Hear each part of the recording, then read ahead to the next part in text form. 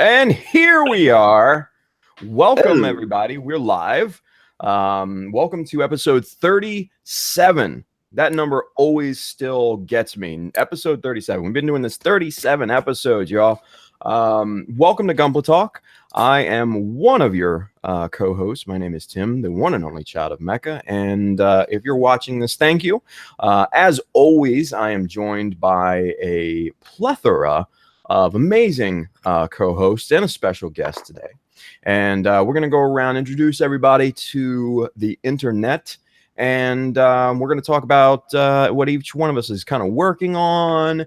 We're going to cover a little bit of news. Josh has got some GBWC recap from Australia. It looked amazing. And then we're going to talk to our special guest, Mr. Adam Ryan, the owner of USA Gundam Store. Okay. So let's go around. Let's meet everybody real quick, and then we'll jump into all of that good stuff.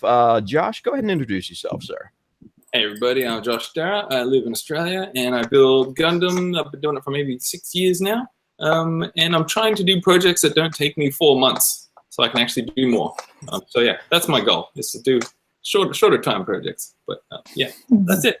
Yeah. Nice. Nothing wrong with a good long project though.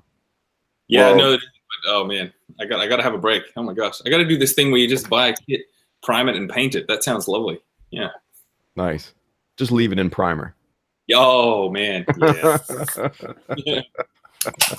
Awesome. 4 months is already down from what it was like 2 years to now 4 months. Yeah. Now next time will be like 8 months for this analogy, and then a couple of years, and then now like 3.5 months. So yeah, it's on a downward kind of slope now. So yeah. Nice. Next year you'll be finishing a kit in a week.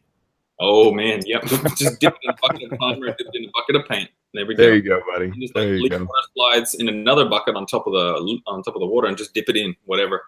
I always wanted to try that. What's that, Simon? I've always wanted to try that. Just dip a whole kit in a pot of paint and see what happens. I do have a secret video idea, like a funny video that I want to do. I'm gonna store that one. Yeah. Oh, that's a good one. Nice. The biggest paint job ever. Or just maybe like you need to just like tear off the water slides, put them in your airbrush, so your little ball, and then just spray it with the paint. And there you go. Yeah. Nice. Awesome. Good stuff. Well, thank you for joining us, sir. Simon, go ahead and introduce yourself, sir. Hello, I am Simon, otherwise known as Gundam UK, and I am a mecha modeler from the UK. Hi. Imagine that. Surprise. Awesome. Whoa. Well, thanks for joining. And Zach, go ahead and introduce yourself, sir. My name is ZakuAurelius. And I'm entering GBWC for the first time this year. So we suddenly decided to do that and just working on that. Trying to stay in like a normal routine of getting other videos and stuff done. Stuff like that for YouTube, but also just working on this stuff. It's going pretty well though, but it is getting crunch time. It's just a little bit more than 2 weeks now at this point, and so I need to get started on painting and other stuff. But are you nervous? Yeah.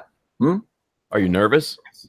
I'm just nervous about like being done on time. I don't really, the competition. I really don't really care too much about. I just want to finish my thing in time. Gotcha. Because otherwise, it's kind of a waste. Yeah. Either way, I mean, I'll have something done when it's done. But the point of why I'm making this is to enter the contest, so it'd be a shame if I didn't make it in time. Yeah. That's what I had this year. I didn't care about the comp, but I just wanted to get it done in time, so I take someone and put it in. Otherwise, it seems a bit like a waste. Yeah. Have you gone to the WC then? I've been, but I haven't entered. Okay. I think I've been 2 or 3 times here in Korea. Okay. Just seeing it. Yeah. Nice. Well, let's just between based on Josh and my experiences, the crunch time is just part of the fun. Sure. Just part of the fun, man. Awesome. Well, thank you, sir. And hey, guys, joining us, our special guest, Mr. Adam Ryan, the owner of USA Gundam Store. Adam, go ahead and introduce yourself to everybody. Yeah, hi guys. I'm Adam, obviously owner of USA Gundam Store. Just happy to be here and excited. Awesome. Well, thank you for joining us. Thank you for taking the time out of your Saturday morning to be with us. And man, if you guys are looking at Adam's background there, he's all professional. He's making us look like rank amateurs over here. Got the banner and he's got set dressings and everything, model kits strewn around him. Man. Yeah, it didn't look like this late yesterday. Late yesterday, I had someone came to the office and like, "Are you ready?" I'm like, "Yeah, it's just everyone hangs out." And like, no. You got to make it look good.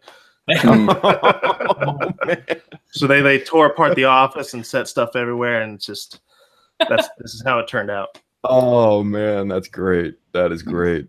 Well, awesome. Well, dude, thank you again for being with us. We're gonna have a great conversation, and guys, we have a little surprise for you, but we're gonna save that until the end. Very end of the conversation, very end of the stream. It's going to be something that you guys can take part in, and it's also something that's going to be really cool, really fun, and really good for the world. Let's put it that way. So we'll talk about that at the end, but stay tuned for that. Let's really quickly talk about what each one of us is working on. And let's go ahead and start back with Josh. Josh, have you picked up a new project at all? I have, and it's called A Nice Good Book. Oh, look at you. I know. So, man, because I've been working on Gabfleet, I haven't been, book and playing the God of War game, the new God of War that's on PlayStation 4. So I've been smashing that. So good. If anybody watching has played God of War, or there's this bit later on in the game, I even filmed my reaction when I got to this bit because I knew it was going to be good. You'll love it. It's a fun game. Oh, man. This one's called Annihilation. Have you guys heard of that? They made it into a movie with Natalie Portman. I've seen the movie. Seen the movie? Yeah. Did you like it, Simon? Yeah, I thought it was quite good. Yeah. So the premise is basically on Earth, there's this mysterious Area X, they call it, and it's like kind of like boarded off by something, and they send expeditions in, and there's 4 women, anthropologists, psychiatrists, and a few other scientists, and they go in just to investigate. They're the 10th group that have gone in, and it's really eerie, and you're not really sure what's happening. And the writer really describes the kind of mind-bendingness of exploring. There's like this mysterious tower, and they get in there, and there's writing on the wall, but it's like changing while you look at it. But is that just because you're in a different place and you're getting psychologically messed up? It's one of those ones where you're reading it and you're going, okay, and you really get into it. So that's my latest project. And there's 3 of them, and they're already written, not like Game of Thrones where you have to wait. So I don't have to wait. So yeah, it's like a smashing a TV series and binging it, but it's a book. Yeah. So that's awesome. I rate it. Yeah, it's good fun. But in terms of Gunpla, I don't have anything set up yet. So I'm just relaxing, playing video games and reading a book. Yeah. Nice. Just kind of taking a break from it all. Yeah. Taking a break from it, but I did at the GBWC. I did buy this Bandai. This is the Toby, but it's the coded version or something like that. So, okay. Oh my god. It's yeah.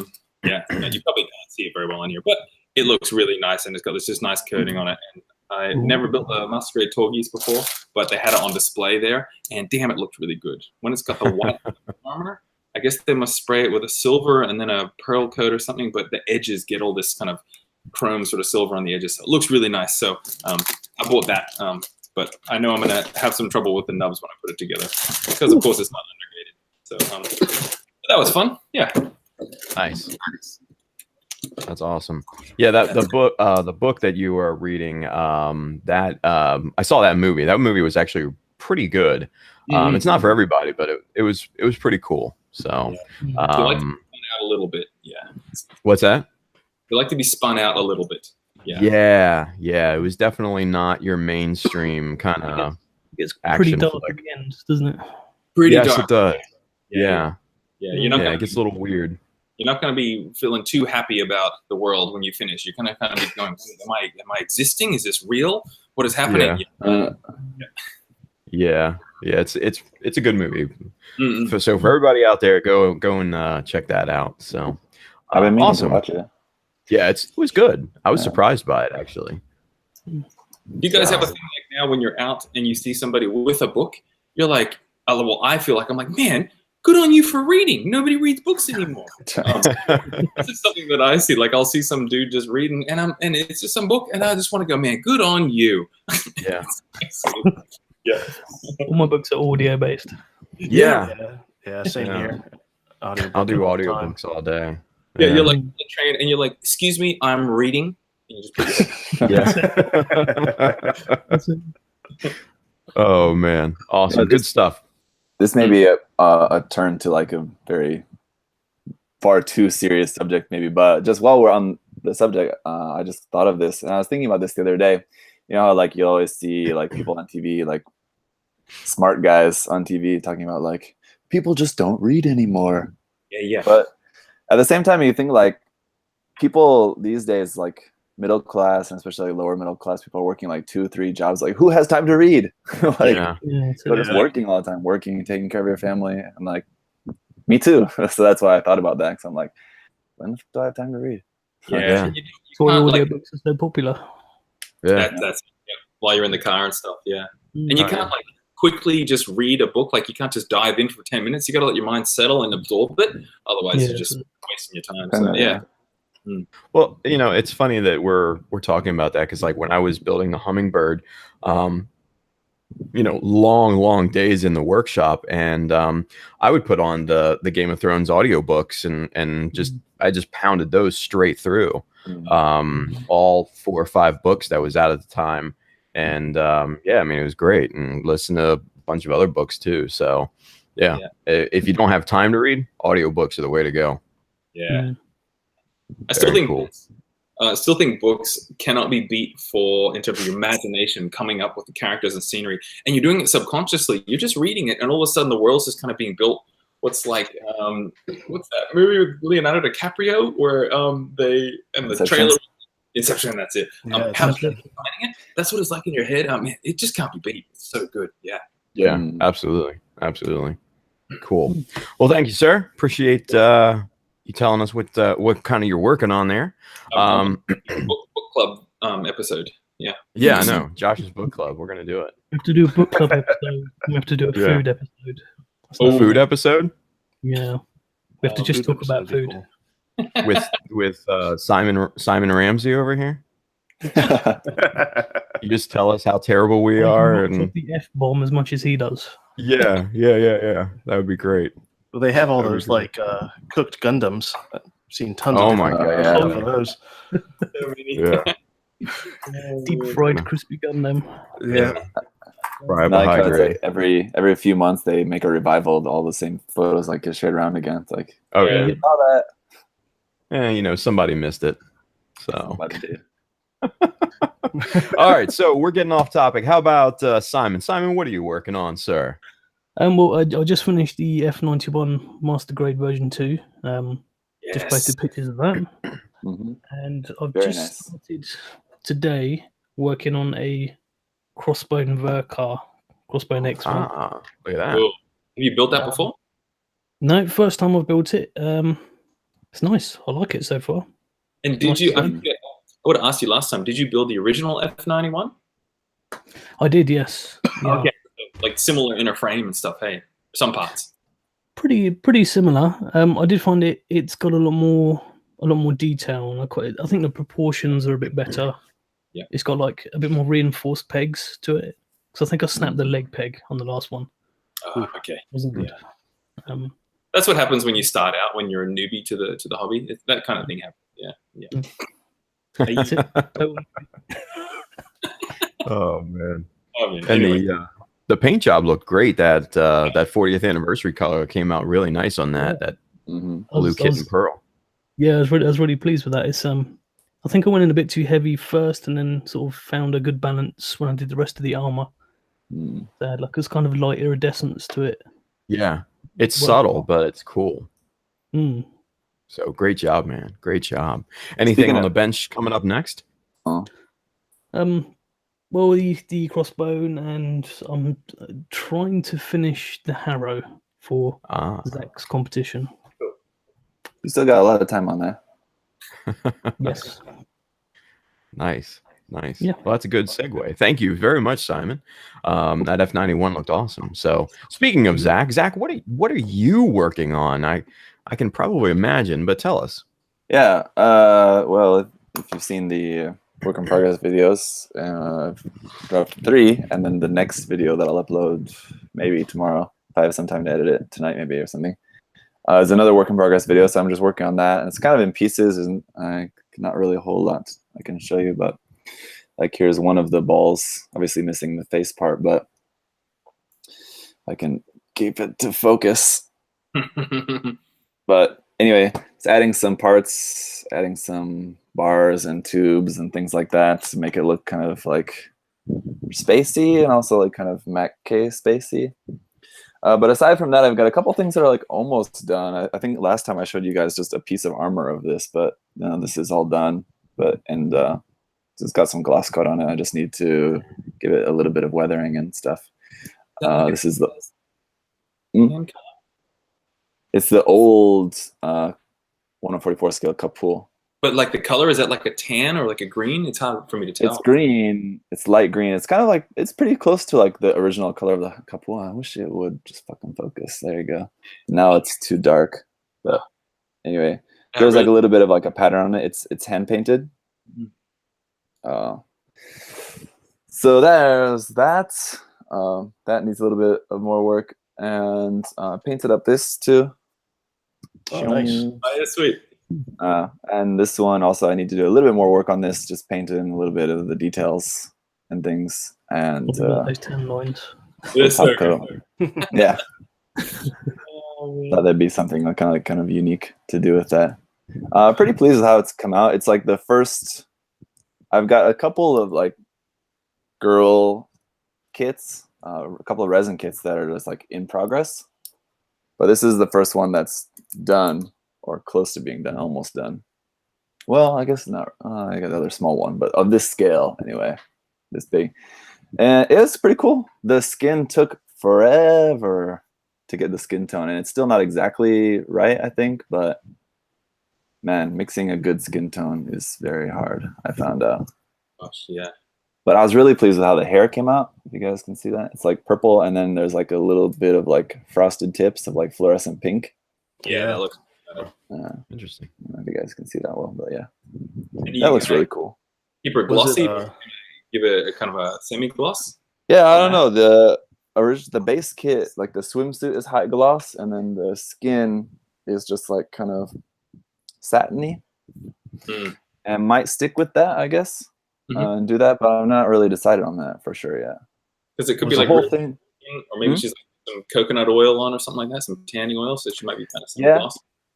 With a little bit tanner skin tone, maybe that's what's going on with it. But was it a different painting that skin on there? Yeah, because it's like you do like pre-shading, but instead of like pre-shading like a kit, you're like pre-shading a body. So like there's like a kind of map to it. It's relatively easy. You can just look it up online. There's you can see it's basically just like a body figure. You can see like where you're supposed to like pre-shade along with like certain contours. Yeah, and then you just I've never done a figure kit. Nice.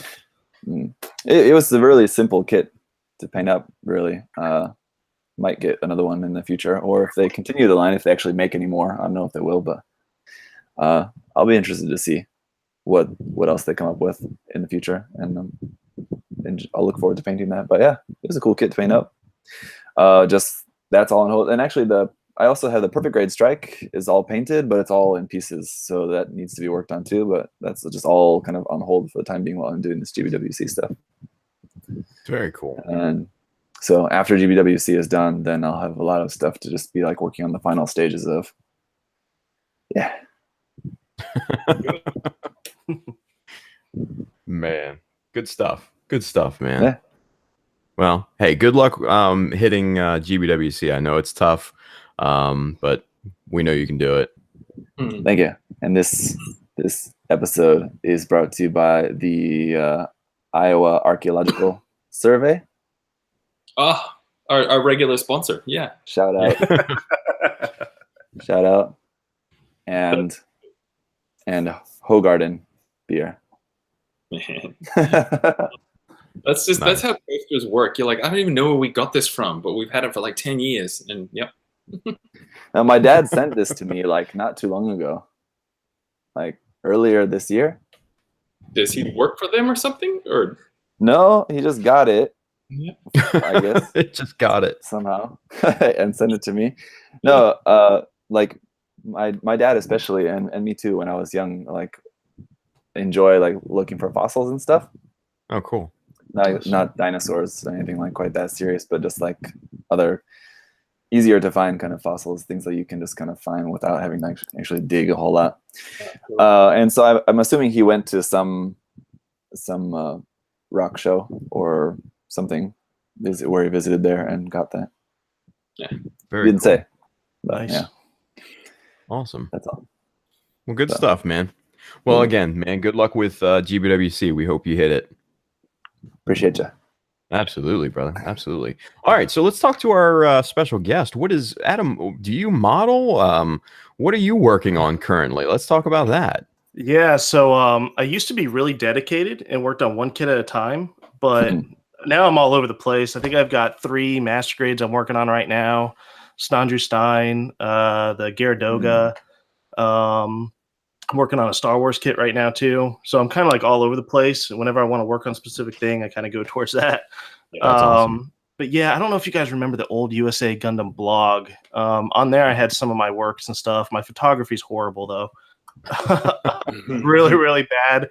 But if you still go there, I know True Gunpla kind of runs it a bit now. You might see some of my works and stuff there, some of my older ones. But yeah, I just finished a Delta Plus that I kind of painted up and detailed. I can share some pictures of that on like Facebook and stuff like that for you guys too. Yeah, I need to share more of my works. Yeah. I'm sure people would like to see it because that's cool. It's seeing someone owning a company, but then still being into the modeling side of things. I think is pretty cool. So yeah, show them off, dude. Show them off. Yeah, I have that same feeling like when I get a new kit, and I'm super excited to see how like just at least the arm and torso and legs go together. So I just build one half side, and then the other side I just don't do because then it's a new kit. So I don't know if that's the same kind of effect, but I have a lot of half-built kits because I wanted to see what the engineering was like on one side. Yeah. Like when we get new kits all the time, like it's testing things out, seeing what's new, especially like if they're doing something new with the actual like infrastructure of the kit or how the kit moves and stuff like that. It's always you want to find out exactly how that works. So, yeah. Nice. Before we go any further, I just want to state again, if anybody has questions in the chat, for us to be able to pick it up easier, type question at the start, capital letter question, and then put your question. Otherwise, it's hard for us to get. Yeah. So we got not exactly a question, but a comment that I just want to shout out here to Mark, who put who noticed my shirt and put chicken bone now on. I haven't heard that in so long. Is that a song or something? No, this is a skateboarding brand. And that was just like a thing they had for a while. Like that was like back in like the early days of the brand, a few years back. But it's just funny to hear that again. Sorry, you guys have no idea what I'm talking about. But thank you, Mark, for that laugh. Definitely, now it's on. Nice. That's awesome. Thank you. Good stuff. That's all. Good stuff. So hey, last but not least, what am I working on?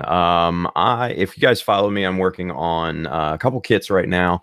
I'm working on converting a GM Sniper 2 to a GM Spartan. That's kind of right now on hold a little bit because I'm working on detailing up a master grade Jesta.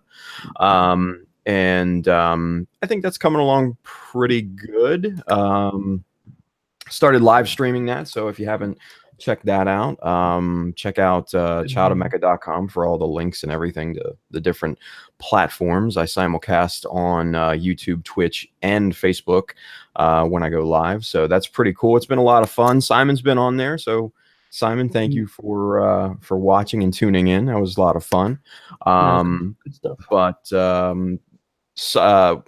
Justin and I just recently also had a simple details class at the Gundam Kitchen last weekend, and that went really, really well. We had a lot of new faces there. Strider Prime was there. A couple other guys. you know, that have come out before and stuff. So it was a lot of fun. We had a good time, and people seem to enjoy it and pick up a lot of good information and stuff too. So that whole class is on the Chadamecha YouTube channel right now. So if you are interested in it, it's a 3.5 hour class on video. But a lot of good information. So that was really, really cool. But yeah, that's kind of what I'm working on. So yeah, good stuff. Nice. I watched for very long because I think I was at work or something at the time. But I saw when you were streaming, Tim, very fancy setup. Oh, yeah, it looks good. Yeah, I spent a lot of time on that, man, because I wanted it to look good. You know, I mean, like coming from graphic design and everything, it's just, you know, it needs to look, you know, acceptable in my eyes. So I appreciate that. Yeah. Well, I appreciate that more than anything because I spent a lot of time on that. So it was from like 0 to 60.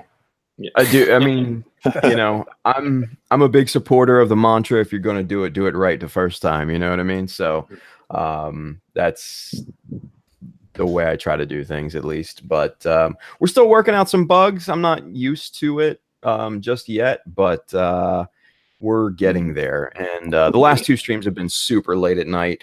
So I know a lot of guys in the US have missed it live, but I'm going to try to regulate my schedule and kind of get into a more manageable schedule for you guys. Cause right now it's kind of the honeymoon phase. It's just kind of fun. And I want to do it all the time, no matter what time it is. So I'll get a normal schedule going here soon, and so you guys can expect, you know, all that. So it'll be fun. Should be fun. All right, good stuff. So moving on, let's go to Josh, because Josh has a recap of this year's Australia GBWC, and just between us girls, it looked like so much fun, man. You know, for those of you wanting to know how much fun it was, just go on to the Gunpla Builders Australia Facebook group, and you can see the karaoke videos after the fact. That's how much fun it looked. It was amazing. So without any further ado, let's hand it over to Josh, and he'll run us through the recap. Yeah, cool. Zach, can you give me presentation Sure. ability? There you go. Okay, cool. Screen. Sure. All right. Hopefully, I'll try and get rid of some crazy telescoping. Okay, so I'm just going to go through. I didn't film everything, but I'm going to go through and show you guys the ones that I like. Can you guys see these Zakus on screen? Yeah. Okay. These are just nice little Origin Zakus, and I just really like these because they're small, 1/144, nicely detailed, and nicely weathered as well. The weathering is really subtle on them, and I just love that. And a little bit of the red and white caution plating on the left side. Yeah, those are nice. They were just super clean, and this is the kind of thing, like the judges always say, they want entries that make you stop and stare and keep looking at it. And these ones, I just kept looking at these ones because I just loved them. So I came back to these ones. And this is the kind of thing where, like, the one on the right, the blue, there's a couple different shades of blue in the armor. But sometimes you see a kit and you say to the builder, like, man, if you ever want to sell that, you just tell me. I will buy that from you, like, for a good price. Because I would just love to have this as in my collection. The shoulder detail as well. The shoulder detail, it's so nice. And it's just so subtle. It's so just clean, and I love looking at models like that. Of course, the blue one reminds me a lot of Yupa's work. Yes, totally.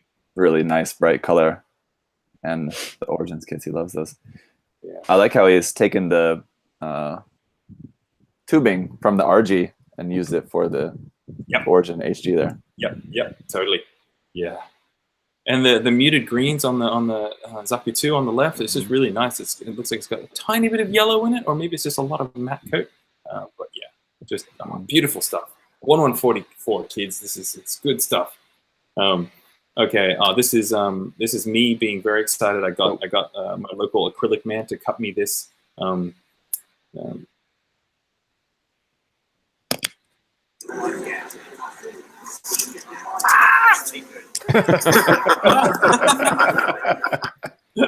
So yeah, that was me being very excited getting to peel that off for the first time. I hadn't seen it all together, and of course you want to pull it all off at the last minute.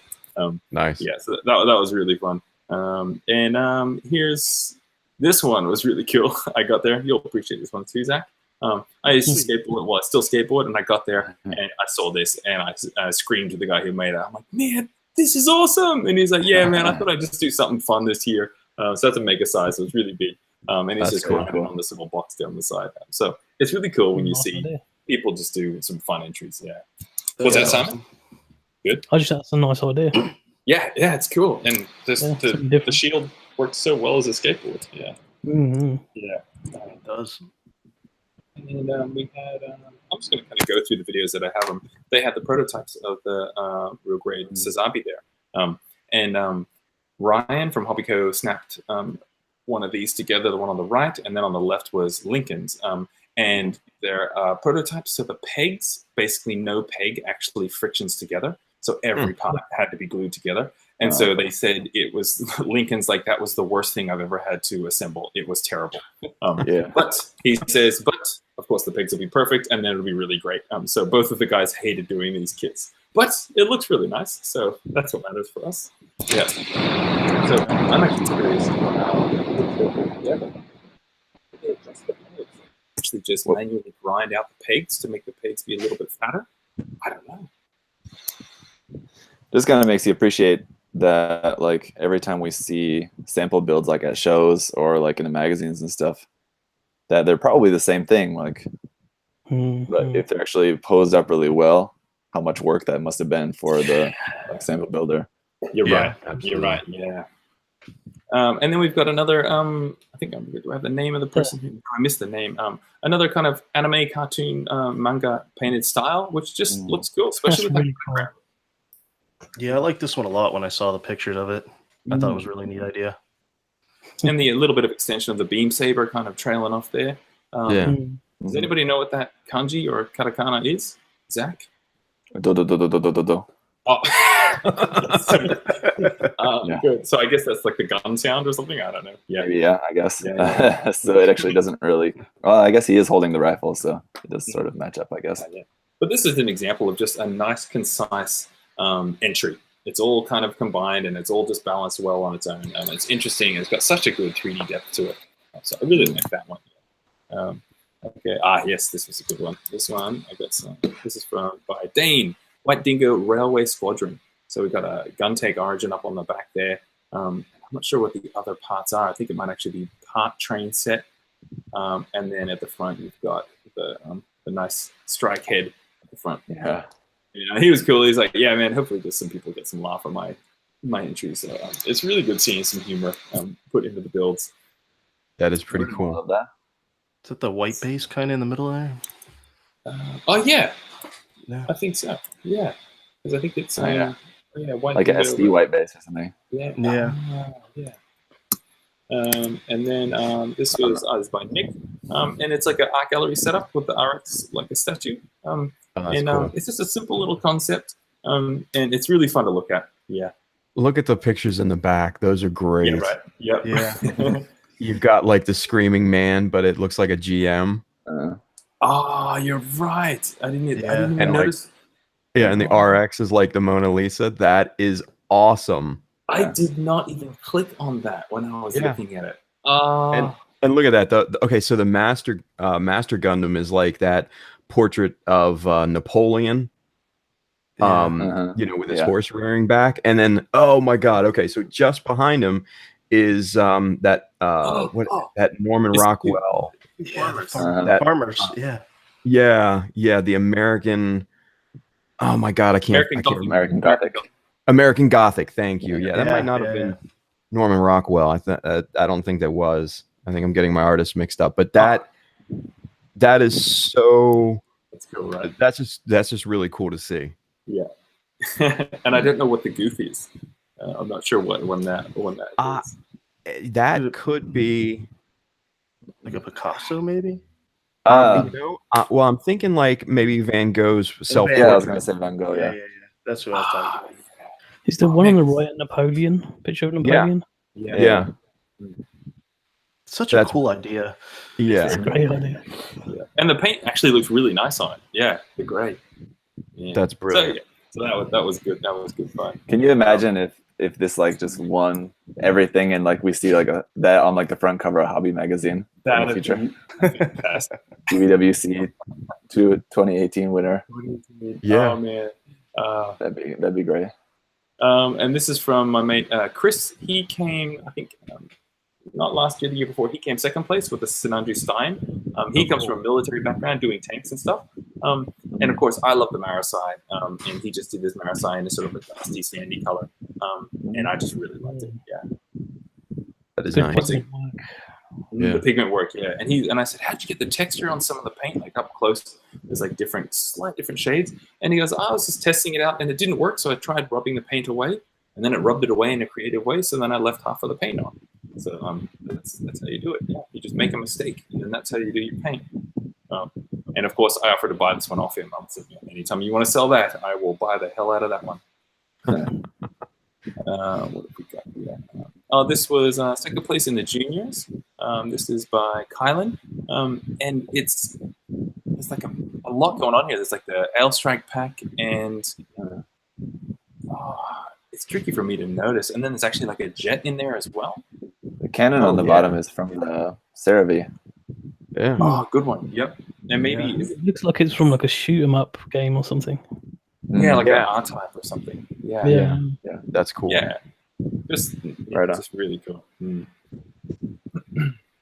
I like that when we see entries that look like they're from a different genre or like different what do I want to say, franchise, Like property. Yeah. Property. That's what I mean. That's cool. And this one was third place for overall, and this is by Ignatius, and it's the Tolgi's Flugel, which I'm guessing is from a manga. And so it's master grade, and he's added the wings onto it and applied like the ply plate for the kind of orangey gold plate on the wings. Yeah, very flamboyant. Very flamboyant. Yeah. That is pretty neat. I like it. It's from the Glory of Losers manga. Oh, okay. Yeah. I couldn't remember the name. Oh my gosh. Is that the actual manga behind it, or did I think that's it. Yeah. That's looks like it's the copy of the Ace magazine. Yeah. So, Okay. not like the standalone manga, but like the like bigger full magazine. Looks like. And this one was interesting. I was talking to a couple of the guys because this got third place, and there were other like kind of more detailed entries, more meticulous craftsmanship. And of course, I don't know the work that went into this, but to me, I'm like, oh, they've added the wings on, and they've kind of done a basic color scheme and put it in front of the book. So it was interesting in terms of judging why Kawaguchi would choose this one as third place. And I don't know if it's because the Japanese would just flip their lids on seeing this as a kid. Or if it just would be extra impressive in person, not to slight the modeler's skill or anything, but it's just interesting trying to work out how the judging kind of goes. Yeah.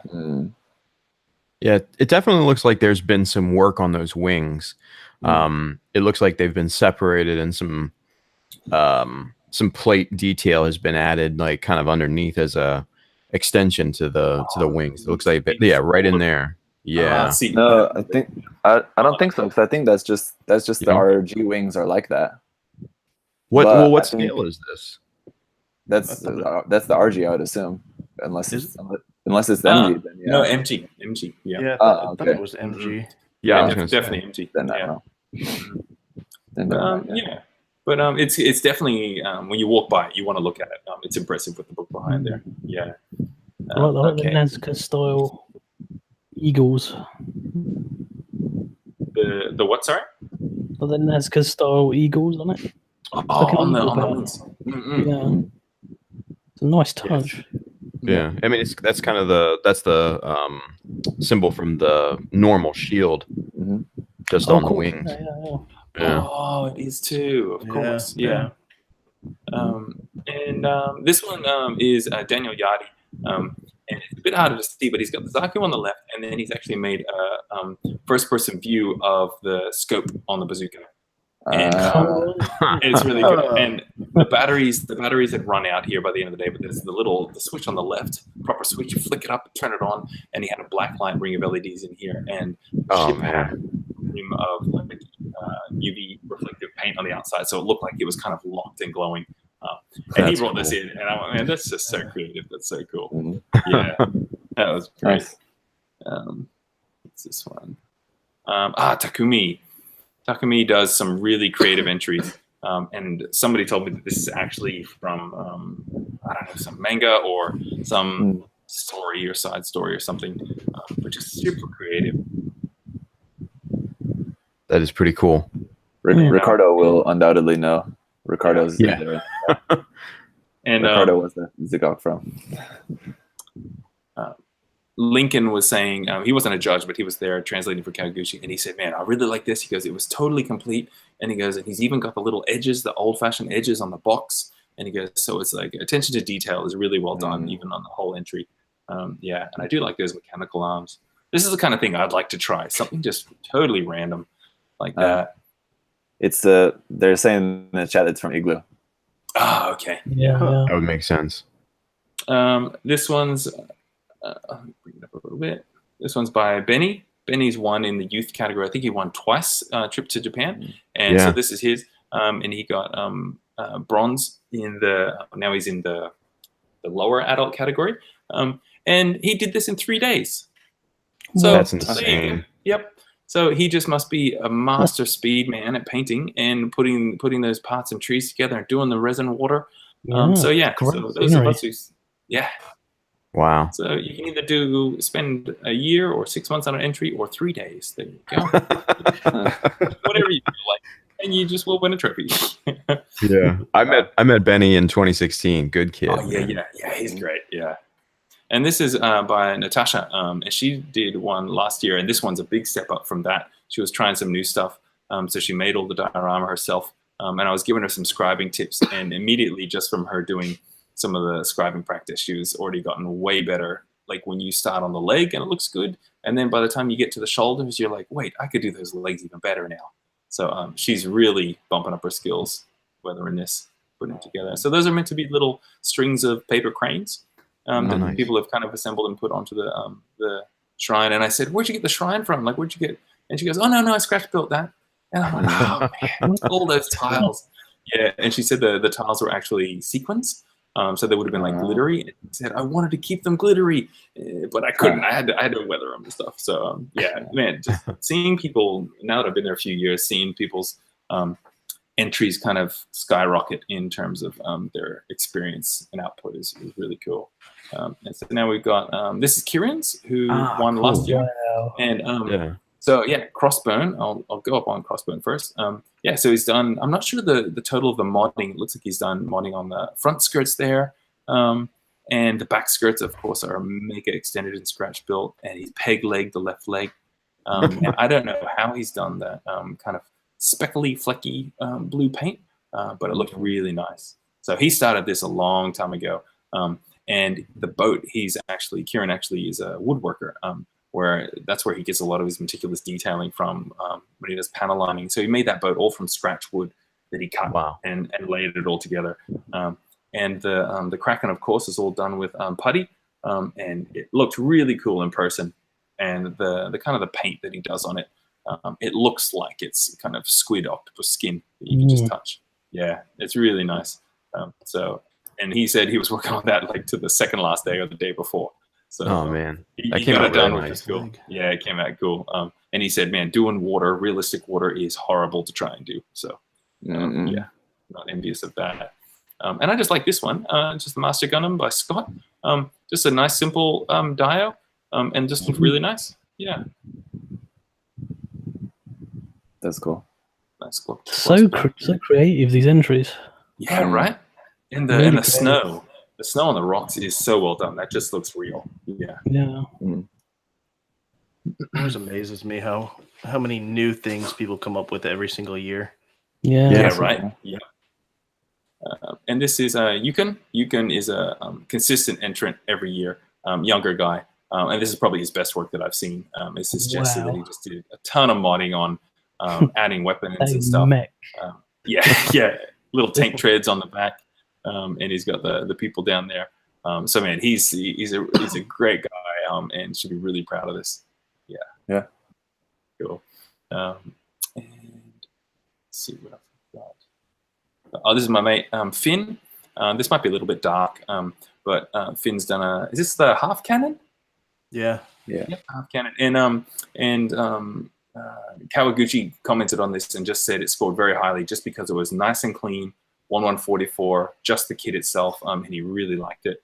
And the red striping, I thought it was water slides, but Finn did it with masking, and it turned out really nice. But the legs are actually from the vintage kit, vintage 1144, the lower leg armor, because I think the origin kit or the newer kit doesn't have those little vents. So that was the first time chiseling and stuff. So it's cool seeing a builder who hasn't done chiseling or like panelining and they try it out. And he said he went through like maybe 3 or 4 different feet because the chisels would work on one side and then the detail wouldn't work on the other side, and you have to throw them away. But yeah, seeing your fellow builders trying out something new and it just ends up being clean, it's really fun to be part of. And then, I got this one. So this is how I set up my gab fleet. Of course, I do all the silly, teeny tiny details, and people don't really know unless they know the kit, and nobody knows the gab fleet. So I put the kit next to it, and had mine sitting on this "look at me, everybody" plinth. Like, look at me in my god pose. But just a terrible model, Josh. Sorry, what's that? Now, whose entry was this? This was Joshua Darris. Yes. Ah, okay. Never heard of him. Definitely the worst model there. So yeah, so it was really fun talking to people who follow my work and wanted to see it up close and compare it back and forth. And here's a shot of it. Here's my thing. Very nice. It is beautiful. So it was. I finally assembled it the day before. So I was letting it dry on the skewers, so I didn't even get to see it together until just before setting it up. And it's really fun finishing a model. Like, if anybody hasn't entered before, if you don't end up being too stressed about it, it's a nice moment getting it finished and actually just setting it up and then seeing it in the display case among the other models with a nice light on it, and you just go, man, I did it. This is cool. Yeah. It's funny, like when you're working on your desk, you're putting it together and you're doing the little details, and you're like, crap, there's a little bit of a paint smudge there. There's a little tiny nick in the paint there. Damn it! You put it in the display case, you can't see any of that. Yeah. The scale that your eye sees and worries about when you're working on it is just so focused. Nobody can see it. So it's really nice, and there's a little bit of a reflective kind of the I don't know, the sticker that you call, I can't remember what it's, Aurora foil or something. Yeah, I put that on the back and it works really well. And okay, so now I've got, I'll save the first place until last. We've got, James Denise's. So he got second place the year before. He is a crazy diorama man. And I was talking to him and he said, man, I worked on this 6 months. I think he started in December or something. Wait, I'll take it back a little bit. And this is pretty much at the maximum size where you're allowed 50 by 50 centimeters. And he says, man, I'll be at work. And I'll be at work, and he goes, okay, so we've got the camp that they're in, the military camp. But if they're living there, they're going to need food. So, and I'll see if you can see it. So I got to have pigs and a little row of corn husks that they can like get their food from. So then he'll rush home and he'll add all these details. And then he'll be like, well, if they got corn, they need to have water because they got to water the corn. And he goes, man, it's never ending. But this one was great, and I was talking to him about it, and I said, where did you get those leaves? Those trees things are amazing. And he goes, oh, those are just real leaves that I dipped in this like maybe acrylic like fixative or something and then painted up. And that's how you get really fine leaves. You just use real ones. So he does the modulation on the kits. And this is high grade, so 1/44 scale. And he said he's gotten really fast at the modulation now. And all those LEDs, they're all run, I think, by an Arduino. So he's got all little street lights on. And the cool thing about his was that he's got basically this whole story that goes with it. And it talks about, I think it's a Xeon facility, and then a Fedi comes in, and he's trying to work out how he can break in. And over here near the fence, in the story, it says that he noticed that one of the street lights was flickering. And so James actually worked in with his Arduino to have random flickering on this light that's over here. So you're able to tell that the guy comes down past the waterfall, sneaks under there, and there's he says that he sneaks in through air conditioning duct. And over here, there's an air conditioning duct that doesn't have a grill on it. And so once you read the whole story, you actually can kind of see it like it's a short film kind of playing out. At one point, the guy sneaks through, and you can see that he's come out of the air conditioning duct with a rope, and he goes, stabbed one of the soldiers in the back. And there's a poor little guy here with a knife in his back, with, like glossy blood and everything. And the detail, like he's even got map over here, and these two guys working on these electronics. And the sense of depth is really cool. There's two soldiers here, and at the back of the corridor, there's a soldier right at the back. It was so fun to look at, because this is maybe like 20 or 30 centimeters away, that soldier at the back. And then to the left, you just have two more real grades that are both painted that could have just been entries on their own if you just put them in. Like nice. I entered a high grade. Like, what the hell? Details in here are so nice. He's had ups and downs with his entries. Like entry kind of imprisoning him in it, kind of him entering it just for the competition. But he said that he really enjoyed this one the whole way along. But he's not going to do something this long next year. He's going to try and keep it a bit smaller. Yeah, the lighting is incredible. Because I said to him, I go, that red Zaku with the frame around it, that could just be an entry on its own. It looks so cool, so dramatic.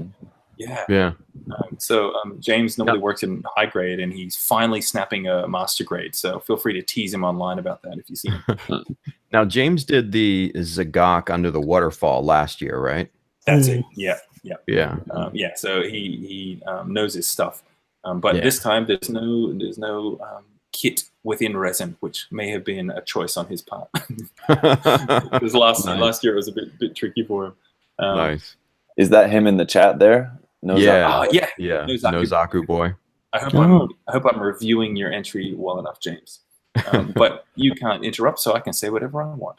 So here, this is this crappy little ship that he put up the top. Look, see, this is like the example of bad painting, everybody. If you want to see bad painting, just look at James's work. So now, at the end of the story, the soldier ends up escaping. I'm not too clued in on what this ship is. James would have told me. I forgot. So this is kind of the end of the story, and he escapes out through the trees. The fencing, I think he scratch built the whole thing, and I think it's like lace sort of material for the grill, and he printed out the sign and put that on, and scratch built all of the tower and everything, and of course the tank as well is just all modulated painted. Just stunning. Unbelievable. And of course the rocks just look fantastic. That's such a cool idea to put a story in, so it makes you look at it longer, and you're finding all that stuff in there, and that's such a good idea. It's a really cool idea, because I looked at it for maybe a few minutes, and then he said, "Oh, the story's down there," and I read it, and then it made looking at the entry so much better. Okay, let's see if I've got. That's not one. Fine. Oh, this one's Scott, Ghost of Xeon. And as we know, Scott loves dinosaurs. And so he put together this, and all the armor is like magnetized on. That is awesome. It's really cool. Yeah, it is. Yeah. I mean, I don't know if you guys remember Dino Riders. When I was younger, I just love those figures in that show. And of course, all the lichen and the sticks and everything just look really cool. So Scott, as always, does like slow reveals of his entry leading up to the weeks, and he does close-ups of it, and you kind of try and guess. And he's doing close-ups of the armor, and I'm like, I know that armor. I know what this is, Scott. And he's like, man, you're never going to guess. And so I couldn't guess, of course. But I think it's like full armor Gundam, the green one. That's a bunch of the armor that he's put on there. And he said that the dinosaur, he didn't even paint. He had a little bit of gloss, I think, to the inside of the mouth, but that's how the dinosaur came. And he just, nice. So good old lazy Scott, just not even painting the main dinosaur. I know. I can't stand builders who don't paint their entries. I know, right? Jeez. Give me a second. I seem to have misplaced the super big entry that has the two GMs coming down. I'll just find that for you guys. Yes, here we go. So this one was, I didn't know this was even coming out until I got there. And so the guidelines is 50 by 50 by 50, Jeez. and this thing pretty much filled it up. The length from the bottom up to the top is about 70. And in the card to the left, the builder actually measured that out and explained that the building kind of tilted. But this is all, from what I could see, everything was scratch built in terms of the building behind it. And there's so much layering going on there. And I've got a close-up shot for you. Just preposterous, the amount of work going into this, like just the weapons modification, and the extra detailing, The weathering. on that. Yeah. Depth. You're totally right. And there's like some Barbatos or just Iron-Blooded Orphans frame up there on the shoulders. And then you just got a second. So once again, one of these could have been an entry just on a display base on its own, and that would have been a perfectly fine entry. But no, just do two of them. Yep. Man. I like how you use the white dingo stuff there for Australia. Yeah. Yep, totally. Yeah. And then up the top, there's like a close-up. You can see all the plow plating that's been layered in there. It's just so much work. And even the knee has the kind of bracing on it when he's doing all this sniping. No, I think we should probably explain to everybody with this particular entry, it did go over the dimensional limitations, right? Yeah. Ended up being taken out of the competition, I think because it was measured perfectly to be 50-50-50, but it might not have, when the builder measured it, it might not have measured the wooden frame that the base was in. I can't speak for sure. I wasn't there and I wasn't explaining, and I don't know the builder, but this is what I had heard from one of the organizers. So that may have been why. So it may have been just a slight oversight in the measuring, because in the card on the left, they did specify, because everybody's like, that's too big. And we're like, no, it's okay. The card says it's within the 50. So I'm not too sure that I think that's what happened. Yeah. Gotcha. So hopefully the builder, to my vote, I really enjoyed looking at this. I would have put this in the top 3 if I was personally judging. So it is a shame, but hopefully the builder just enjoys and is happy, like you said, Zach, that they just have a rad entry and that disqualification doesn't really matter to them, which would be really good. Yeah. Do we know if it was their first time entry? I don't actually know. I don't have the name of the builder in here, and I didn't recognize it when I read it. I guess I was too busy looking at it, but I'm not too sure. But for me, it was out of nowhere. And you arrive in it and you go, who the hell did that? That is crazy. Yeah, it's great work. And then we've got, this is Aaron's. This is the winner from this year. And this is the Sledgehammer. And this is made from, I think, 3 hammers. And this thing was maybe, I think, 49 centimeters tall or something, so it just fits in. And cool. I don't know if you can tell, but he's used this grill on the bottom, and the feet actually sink into the grill, like maybe half a centimeter. And I said, man, that's really cool how you've implied the weight of the mobile suit. And he said, no, it was because it was oversized and by half a centimeter, so I had to cut down the oh man. Fit in. And look, he's even got the legs bent and everything. So this Aaron was showing me build process shots of this as he was working on it, and he said, I'm just going to try something totally different. He did a weather jester the year before. He goes, something totally different. I have no idea what I'm doing. So he was trying bits and pieces together and just seeing how it all worked together. And so he had a lot of fun with this. And his weathering is really nice too. Something that I'd like to try. Yeah. And he's got the hammer heads there, the 2 dead dudes hanging down. It's super unique, and I just like how creative it is. Yeah, and it's just totally something that I would never do. So of course I appreciate it for that. And everybody's. No, I was going to say I followed his progress in the Australia group, and he used like hardware store parts, like hose nozzles and connections and all sorts of weird things that you would never think about, but he used them in this particular model and was just really, really cool. The craftsmanship on this is just very, very high level. And people were saying to him, Aaron, man, you finally got gold. You finally got gold. And he's like, no, guys, I've never won a trophy. Stop saying like I've won a trophy. He goes, this is huge for me. And because he's always been top level in the competition. So everybody just assumes that he's won trophies before. And, oh, you finally got a gold. No. And he's like, this is amazing. Yeah. So I think that's basically it from the show. Here's one more, I think. I gotta take out my headphones so you can hear this. This is Ryan doing a big hell yeah with Kawaguchi there. Yeah.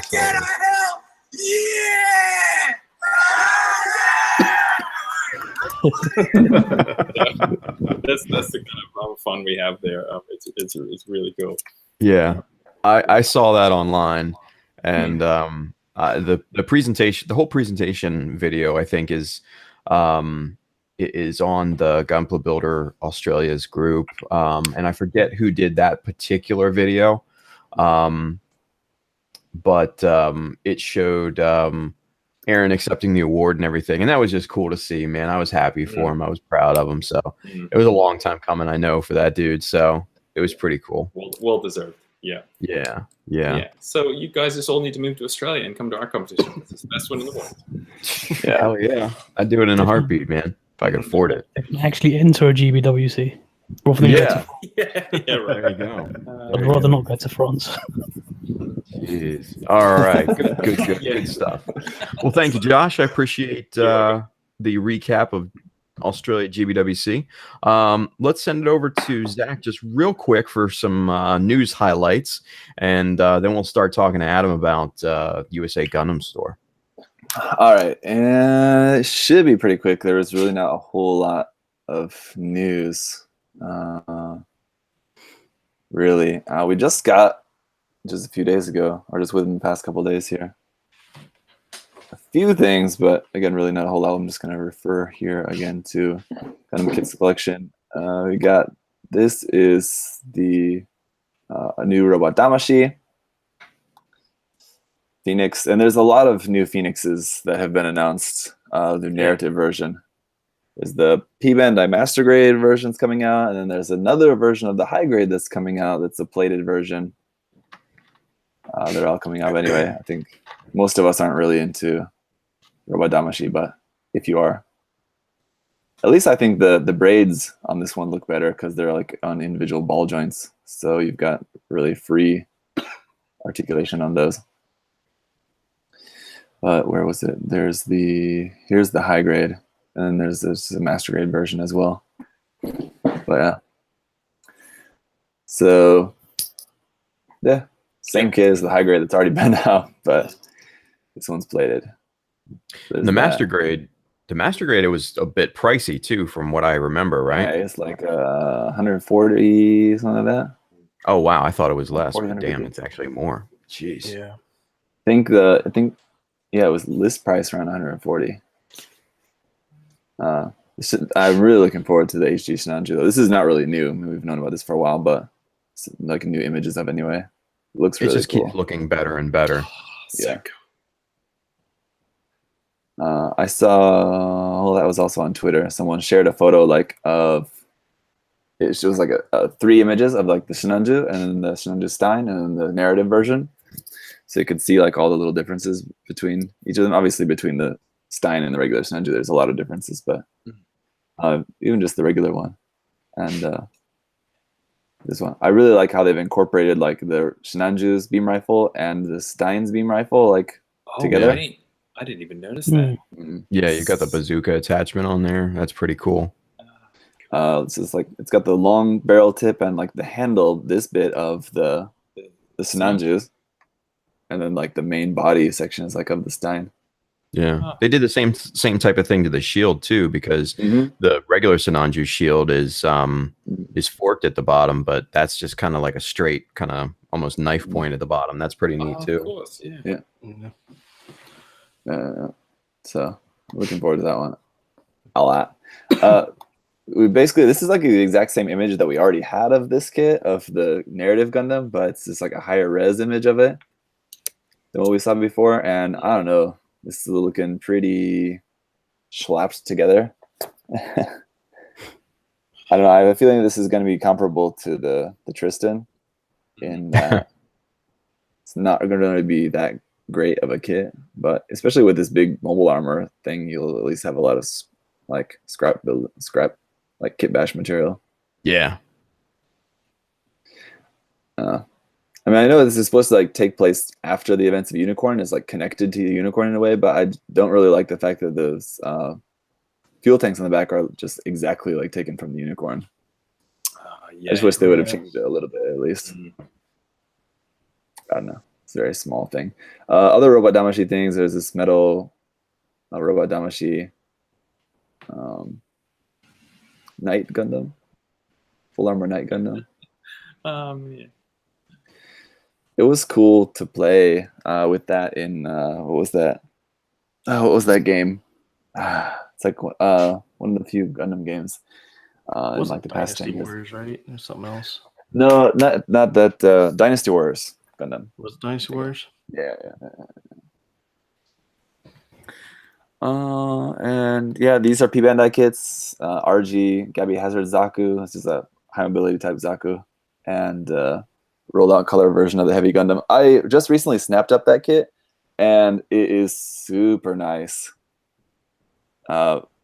It's based on the local type HG barely, but there's actually very little of the local type in there. It's almost an entirely new kit, but it's really, really nice. So highly recommend it. It's just saying that both just the regular Heavy Gundam and this rollout color version are also, they're both P Bandai kits, but if you can, I would definitely recommend getting one. It's very cool, very nice. Much, I think, better than the Master Grade, which was also P Bandai. So it'd be cheaper for one. But yeah, really, really nice kit. That's kind of pretty much it that we've seen in the past few days. Here's that.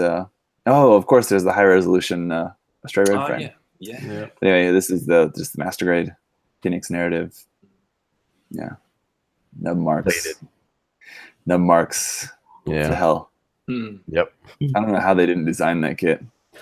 Considering they put out the titanium version like almost immediately right after the original one.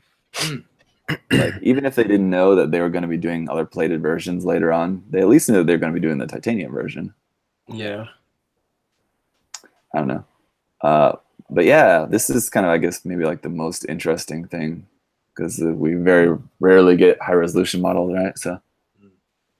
And as we've said before, when you have the Master Grade and then they bring out a metal build, and it's interesting seeing the proportion and overall aesthetic changes. And again, with this, the legs are like beefcakes. Look at that. Yeah. That's what I thought too. Crazy. Thick. Yeah, very. And short it feels, you know? Just maybe it's the size and the thickness of the legs, but it just feels short. Yeah, I think the legs and the arms are beefed up width-wise. Yeah, look how wide the arm is there. Yeah. Even the we were talking about this in the chat, but like how here in the arm, like from the shoulder to the bicep to the forearm, how it's like shaped like musculature there. Yeah. It's almost like the shoulder has those muscle striations. Like it's really it's kind of odd actually. Yeah, it's weird. Yeah. I like that kind of pattern that it has on the shoulder. Yeah, isn't that interesting? Like lattice work or something. Yeah. I wonder if that's molded in. It might be. Yeah, I think it looks like it. I really like the new hand covers here. It's just interesting, unique. Oh, like fingerless gloves. Yeah, that's what I said. Yeah, it's cool. It's amazing how it's like we would think, oh, it's just another Stray Red frame, but it's just they keep tweaking it, like still different. Yeah, just look at the frame, like how thick the frame is, even like damn. Oh my gosh! Wow. I wonder if they had to make it that thick, because the frame comes built with the high res kits. So I wonder if something with the builder on the frame. Yeah. Possibly. I don't know, I'd imagine it's just I don't know who the designer was, but that's what the designer wanted to go with. This is cool. The Yes. toe bend, Finally, we get big toe bend. separated toe. It's pretty Can crazy. you please, Zach, do like a 20-minute video just focusing on that for everybody? Maybe, I don't know. I haven't built or reviewed any of. Well, there's only been a couple of the high-res kits, so I don't know if I want to get this one or not. But USA Gundam will send you one. Don't worry. yeah, well, we'll see.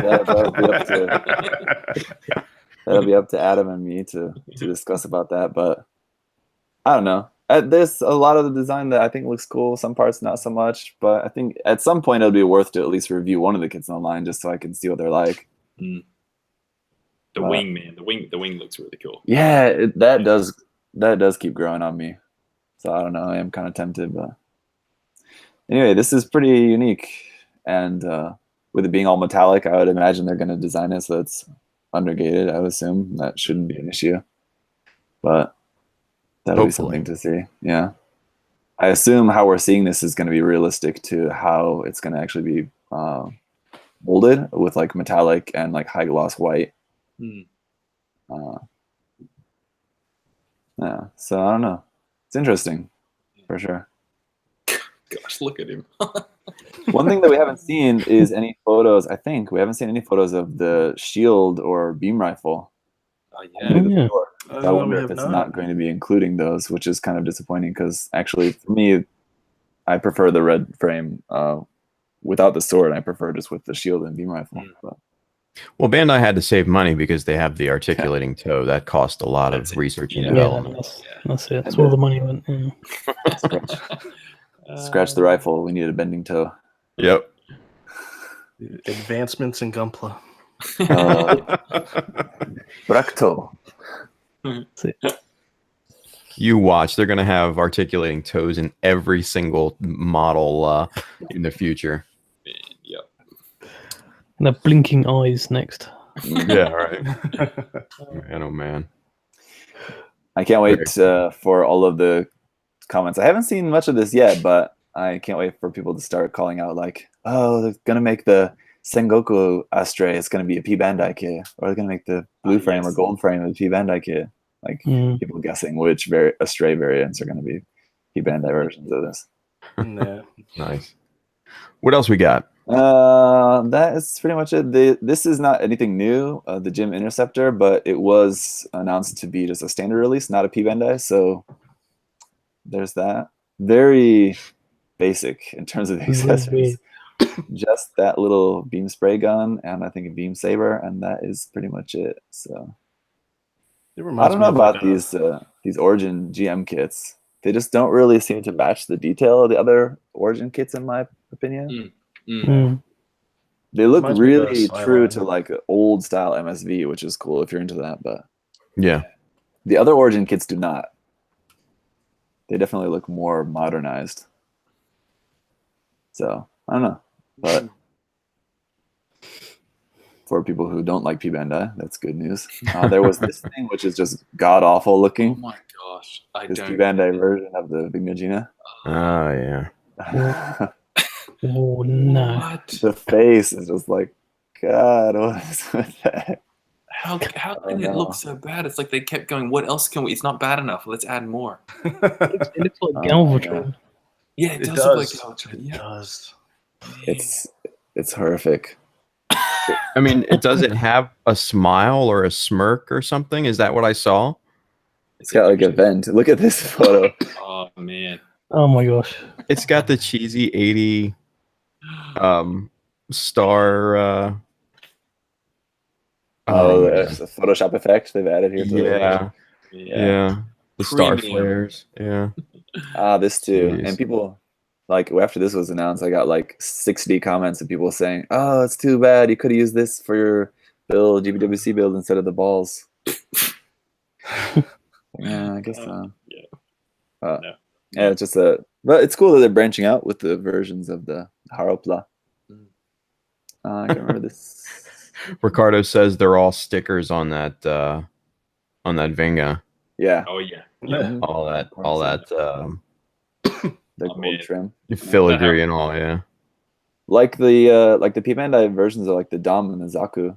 I think there was a photo of the actual sheet there, or maybe not. Yeah, here it is. Further down, there you go.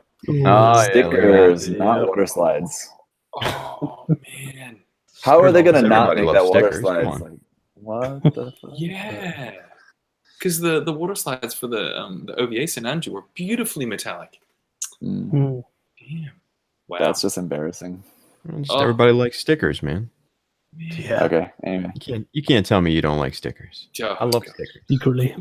SD Cross Silhouette, Double O Diver Ace. The That's Cross cute. Silhouette kits are pretty nice though. I mean, just from the Arc 78 and the Nightingale that I built. They're cool. They definitely stepped up their game in the SD world with those. Definitely better than the X Standard kits, that's for sure. Yeah. Right. And there were some images of these. This is the Love Hand. This is another thing that was teased a couple months ago, but we're just getting like actual images of it now. It's a very interesting mix of like, there's not more photos of it, but it's like the Strike Freedom with the Stray Noir wings and obviously Death Scythe styling on there as well. Oh, this is interesting. I didn't notice about this because, like, you know how the Death Scythe has the pointed toes? Oh yeah. But that's not a like good picture of it. But here you can see it's like it's standing on the points. Up. Wow. Interesting. That's unique. That's great. It's the articulated toe. Yeah. Yeah. One. It's happening already, everybody. Revive Strike Freedom is a great kit to be based off of with just the main body there. So I mean, I'm sure it'll be a quality kit, but I don't know. It's not really too appealing to me personally, to be honest. Yeah, no, it's meh. Yeah, definitely with the paint job, I think it could improve it a lot. Yeah, the colors. Different colors. The colors are pretty awful, but Yeah. And then this one is also, I think we talked about this last time, but it's now suddenly in a different color. It's like dark red instead of like black, how it looked before. Yeah. The Stray No Name. So that's interesting. I think it does look better like this, kind of in a way, in that dark red. It's crazy. But this is a very interesting kit there as well. Did we talk about this last month? I think we did. Yeah. Right? Yeah. I was just saying I like it just because it's so random and unique. Oh. Yeah, unique indeed.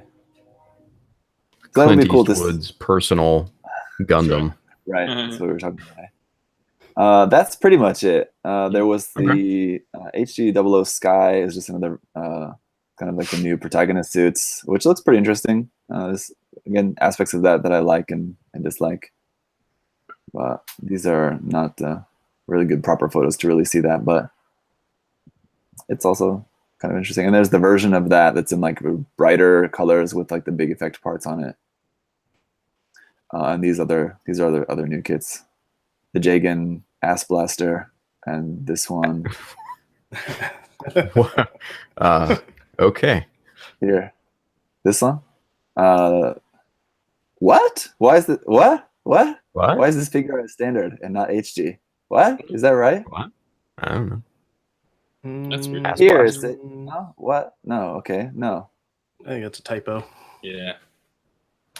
Yeah, I'd assume that would be not figurized standard because none of the Gundam kits have been figurized standard. Yeah. Diver Nami. I don't know. Maybe it is because of the name. Diver. I don't know. But I would assume that would have to be HG, wouldn't it? Yeah. Yeah, it must be a typo. Gotcha. This Japanese is just that HG here. That's just the build custom. That's just talking about the base. Just saying the base is sold separately. But yeah, I would assume this is HG kit. It's cool that the beam spray gun is now an airbrush. Yeah. That's interesting. Yeah. It looks better than the Fumina kits. I saw someone mention, I think in like in my Gunpla News video or something, that it's they're using the same base as the China Guy kit, but I don't know how whoever said that came to that conclusion. I don't know what could possibly be used except for like maybe the thighs and the upper arms or something, because it's like completely different. But if someone else knows anything about it. The other cool thing about this is that it's finally coming with different face options. I think it has 3 different face options, where none of the other kits have had that yet. Yeah. Cool. So All right. And then making some slight improvements, but overall, not really a whole lot. Gotcha. Well, good deal. Well, thank you, Zach. Appreciate it. All right, let's move over and let's start talking to Adam here. So, Adam, tell everybody that maybe out of the U.S., tell us about USA Gundam Store. How did it start? And tell us everything about it, man. Yeah, so I mean, we've been in business for 5 years. Started in my garage, out of all places, and started small. I actually started just to be able to make a little bit of money, so I could buy Gunpla kits and not go into not get my wife mad at me for buying so much. I just kind of blew it from there, and went from the garage, and then we had a big move to where we started putting boxes in our living room, and then branched out from there. And I mean, we got a pretty good facility now, and we ship model kits all over the U.S., Canada, South America.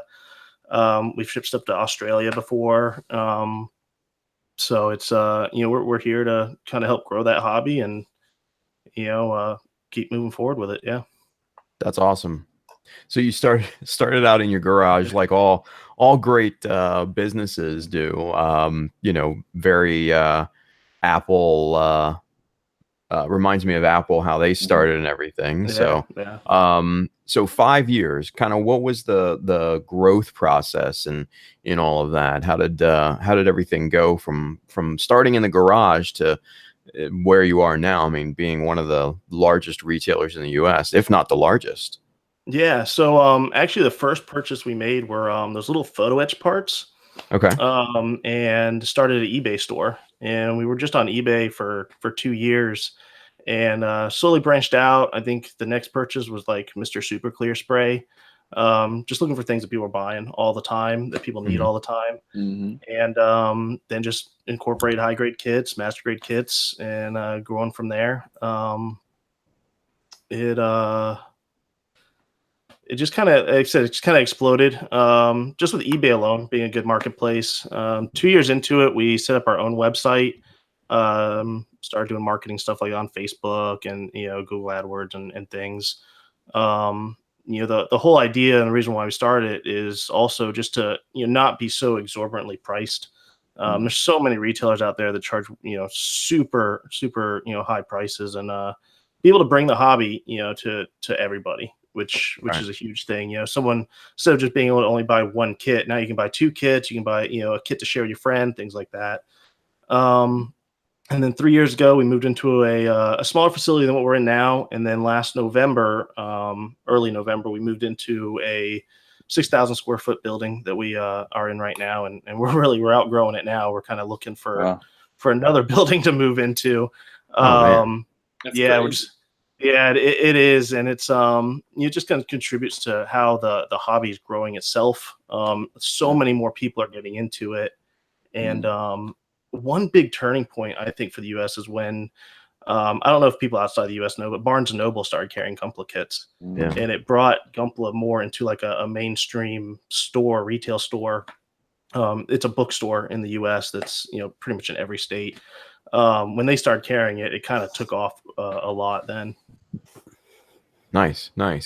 So, wow. I mean, like potentially 4 moves in 5 years. I mean, that's growth, man. That's crazy. That is nuts. So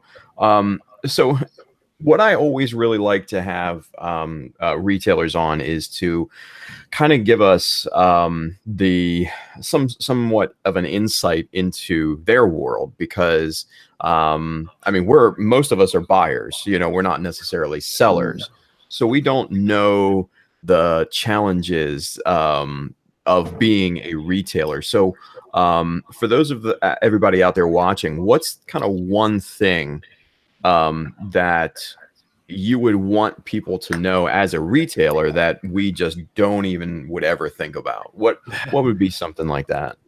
It's hard to get the kits here. and the reason why that is there's a lot that goes into it. So, I mean, we order from a few different, Bluefin, obviously. There's a company in Canada called Paw Mode, who's a distributor up there for them. And then we get stuff shipped too from Japan. But it's not money being able to buy the kits. It's actually Bandai's production, how many kits Bluefin is ordering, and how many containers they have to fill. Because we can order stuff all day long, but if there's no way to get it here and no room to get it here, you can't have in stock. So I think in stock's probably the biggest problem. We'll get 300, 400 of one kit, and they're gone in a month or two, and then Bandai's not making them, or Bluefin hasn't ordered them to bring them over here, and the time that it takes for Bandai to load on the cargo ship to get to the port, it to get unloaded from the ship onto the actual port, shipped to Bluefin or Plow Mode, and the time for them to unpack it and then ship it to us. I think that's probably the biggest challenge, and just for people to understand that, especially like pre-orders, you can order from a Japanese store, and when it's released, it's it's in that Japanese store that day, whereas here in the US you're waiting a month to a month and a half, give or take, for us to actually get it here in store. That's probably one of the biggest challenges, especially like pre-orders too. It's not you think of video game pre-orders, all the stores have it before release date, and when it's released, everyone has it in their store, whereas Bandai doesn't really work that way. As far as here in the US, I don't know how they work in Japan. I don't know if the Japanese stores have it in, and then they just put it out on the shelf that day. So that's a big challenge. What else would be a big challenge?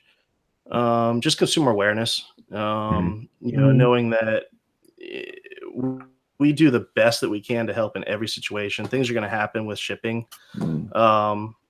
I would love to be able to drive it to your house and drop it off to you every day, but I can't. And unfortunately, once we hand it off to the mail system, who knows what could happen. Most of the time it'll there's never a problem, but there are problems, and know that we're always here to help with that situation as best as possible. So those are kind of the biggest challenges, logistics wise, and kind of consumer knowledge wise, really, I guess. Gotcha. Yeah, logistics is always the great equalizer in on the retail side of things. Yeah. Logistics, it's crazy how many steps it takes to actually get here, and then from here to you guys, or to any of our customers. It's a very long, drawn out process. Right.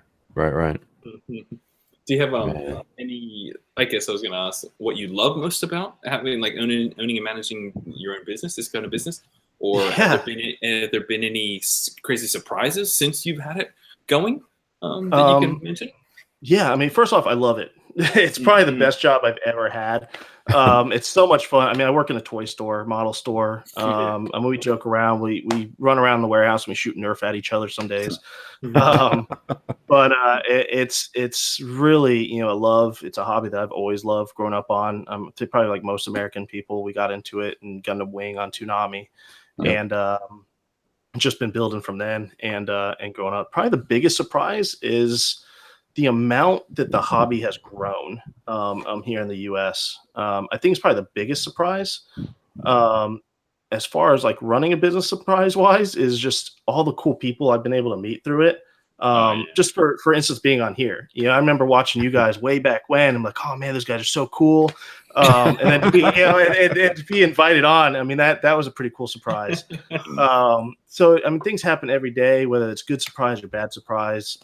You always learn a different challenge every day, and a different exciting thing every day.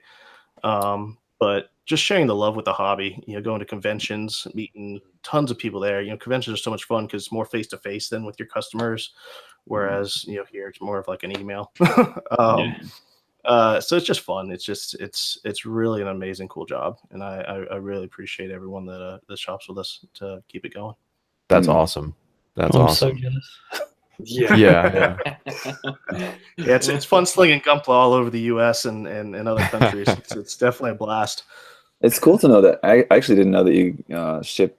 I don't know how regularly, but at least semi-regularly to South America, because I do hear from a lot of people in South America how hard it is to get kits there. Yeah.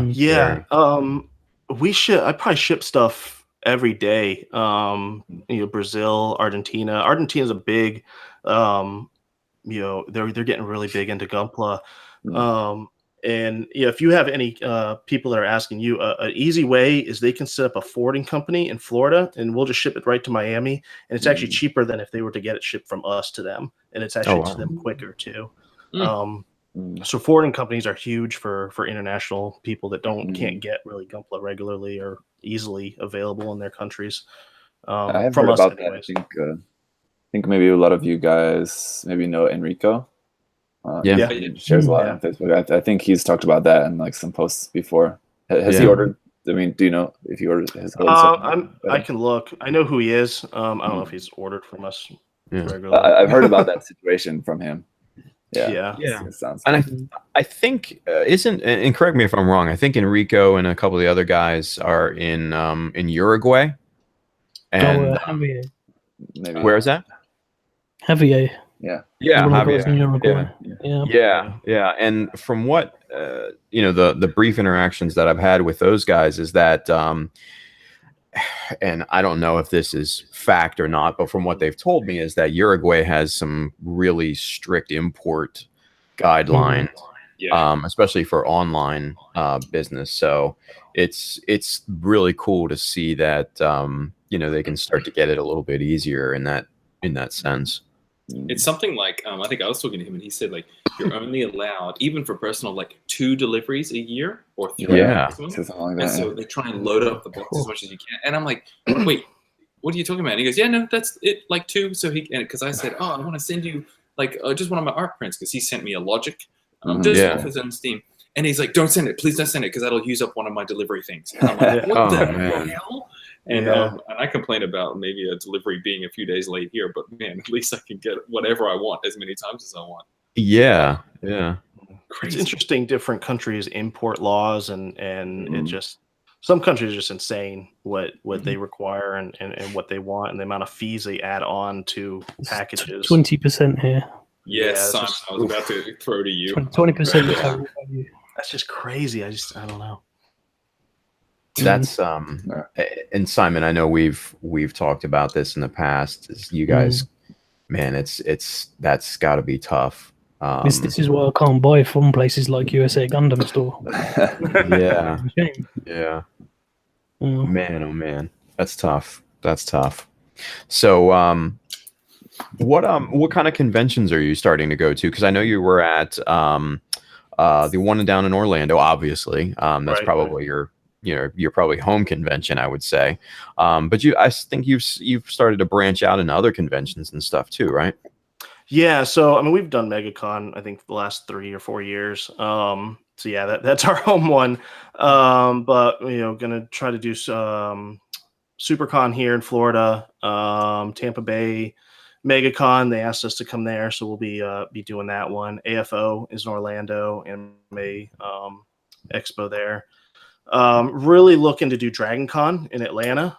I think that would be a big one, because I think that's probably the biggest one Southeast US is DragonCon, and so that's one that we want to go to. But getting the equipment be more mobile and go to more is important. Kind of our goal, kind of going forward for the rest of this year and next year. So look for us down there in Miami, SuperCon, and Tampa Bay MegaCon, and DragonCon probably like next year, along with all those other ones again. Very cool. Conventions as a retailer is a big job. Yeah, it is. The amount of stock you got to take, and set up time, and then pack down. Oh, and you're tired. You're so tired. Yeah. Yeah, conventions are tiring, but they're so much fun. You meet so many people, and you have so many cool conversations with everybody, and it's so neat meeting your customers. Like I said, it's more of like an email back and forth with people. When they come up, they're like, "Oh man, I shop from you all the time." You're like, "Oh, that's awesome." So but yeah, man, conventions are tiring, and it's my biggest fear is just running out of stuff.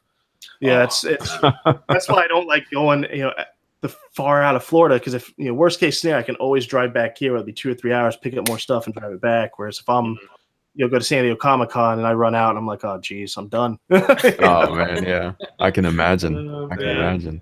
Yeah. Well, dude, if you want to come up north, man, we'd love to see you at a convention up here. Yeah. I was looking at New York Comic-Con, but we'll see, because that'd be fun, because GWC and stuff like that's there, so that'd be It'd be a lot of fun to go up there. Yeah, they switched it this year to Anime in New York. They did. So yes, they did.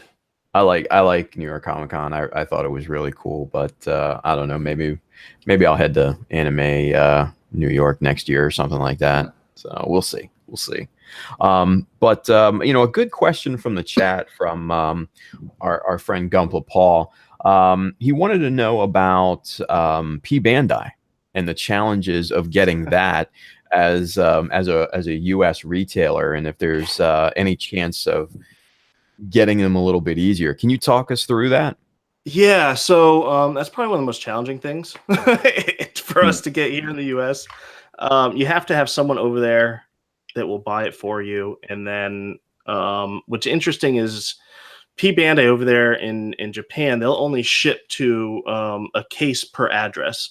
So if you want to order more than one case, the person that's buying it from you has to have multiple addresses to ship it to. So that's an interesting thing that no one really knows about over here. How many kits per case, kind of approximately? That's a grade. Yeah, most high grades come 24 to a case. That's most. Some come 36, some come 16, give or take the size, like a Sinanju high grade 16. Whereas master grades come 12 to a case, pretty standard. That is not much at all. No, it is not. So that's one reason why it's so hard is you're limited to quantities that you can order per address. It's a limited item already, and then you got to pay someone to get it for you, pay for the shipping for it to get here. You already paid full retail price off the P Bandai website because they don't have a wholesale price. So a lot goes into that too, and that's why prices are so high in the US because of that fact. Big thing with P Bandai, so Bluefin is getting more and more P Bandai kits, which is amazing and awesome.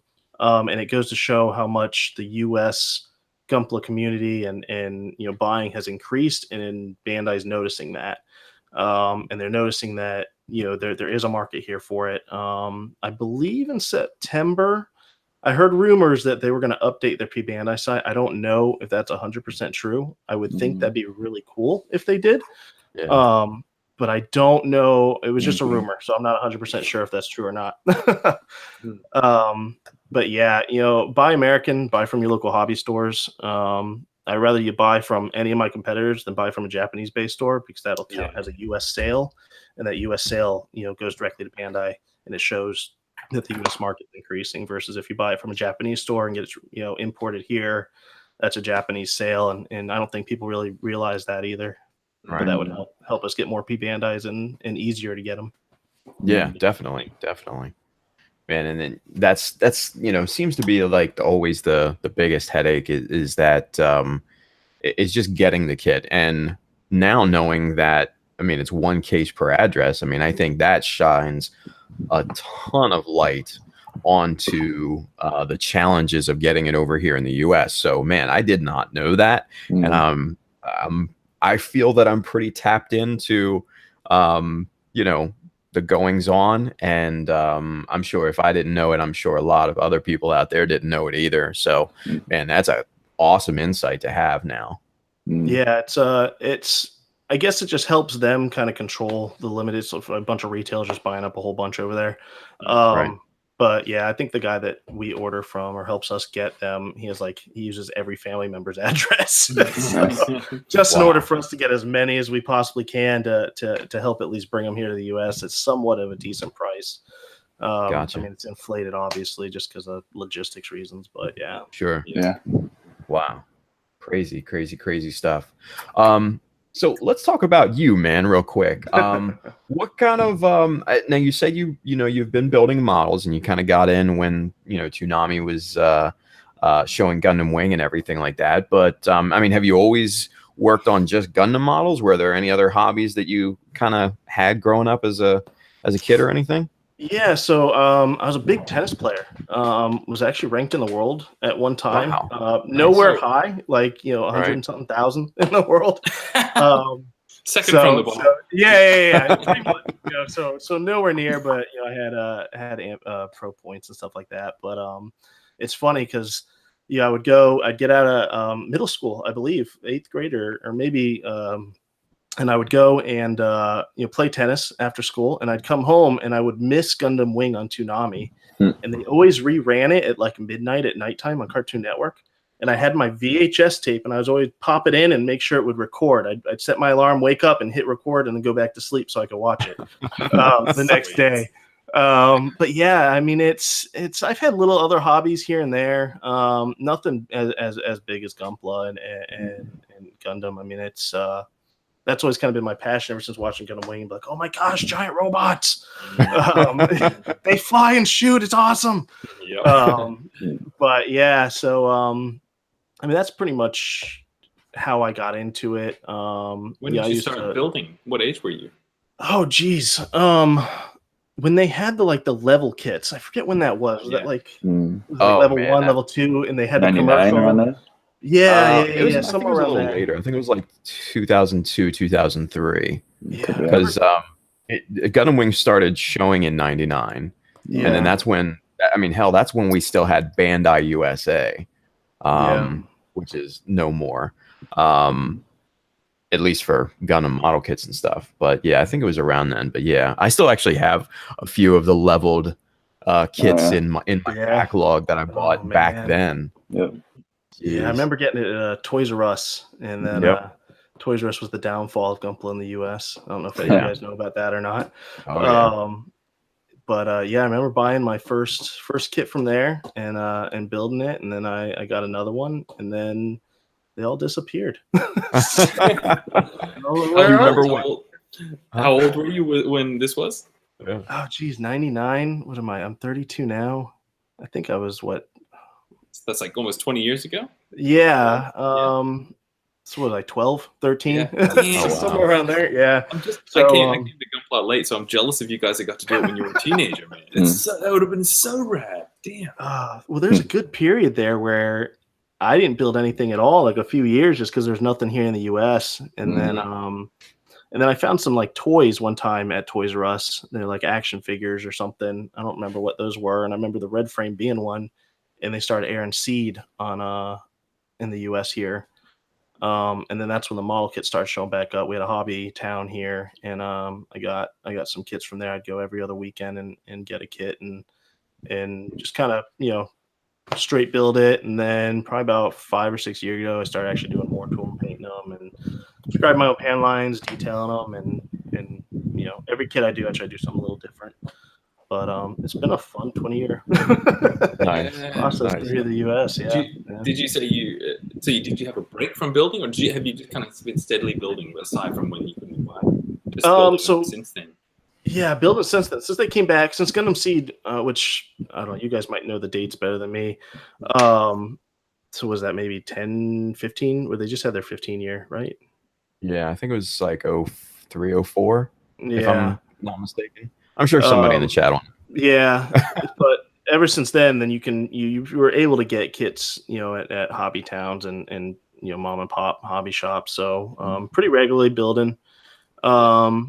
When I started getting more into the detail and stuff, then the kits started obviously taking longer to build, 2 or 3 months to build. I've never spent over a year building one, which I probably should, because it'd probably look a lot better. But yeah, I mean, I've just been building since then, and having fun with it. It's very therapeutic, kind of gets you out of the day-to-day life, and you just sit down and kind of put something together that you can enjoy when you're done. Yeah, I'm just awesome. Jealous of you getting to see the progress of the technology and kind of the details from going from the old kits to a high grade to then like a master grade and stuff, and then how they even changed. That's just cool. Yeah. I remember when the real grade kits first came out, and I'm like, is that just another high grade, but it's a little more detail? And no, it was like completely different, the inner frame and stuff like that. So it's just it's cool to I'll know usually 3 to 4 months of a kit that's coming out before they announce it, and I'm like, I just want to tell people, because they're coming, you're excited for them. And you're just like, oh man, I just want to tell people. And then you get the kit, and it's fun. Just kind of like we were talking about earlier, you kind of half build it just to see how the mechanics work with it, and see what they did new. Sometimes see what they did wrong, or what you think they did wrong. They could have done this better. The Tristan. So it's man, it's so much fun. It's definitely a dream come true. That's so cool, man. Now, for me, I'm still kind of a big kid at heart. So I have to know, when you get new stocks of kit that it's just coming out. Do you still kind of open the box and just look at it and your eyes get big and you just kind of look at it and even like smell it because it's just got that new kit smell, you know? Do you do that still? Oh, heck yeah, dude. The minute we get in, because we'll get in pallets of stuff and there's no rhyme or reason to what's where. So I'm digging through the pallets looking and I'll find the boxes of like we just got the Fenix in the new one. Man, I took one, went right to my office, opened up the packaging, looked at all the runners.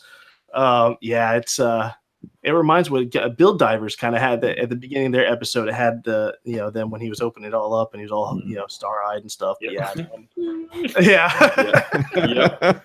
I'm still that way. It's it never gets old. I mean, I love toys. I'm a giant kid at heart. Like I said, we run around and play Nerf some days. So that's awesome. Yeah, it's I'm that way. Very cool. Very cool. At least I know I'm not the only one. No, you're awesome. Definitely not. Yeah. That's awesome. Now, we've got a few more minutes left here, and I wanted to talk about something that's really cool that USA Gundam Store does. I know you guys are involved in charities and things like that. And obviously, it's not something that you kind of, put out there and you blast out. I've seen some posts on about the Red Nose Day event, but not much more beyond that. So I think that's really important for people to know. Can you kind of talk us through a little bit about how you guys work with charities and things? Yeah, I mean that's a huge thing, and I don't like you said, I don't like broadcasting it just because it's like, hey, look at me, give me a pat on the back now.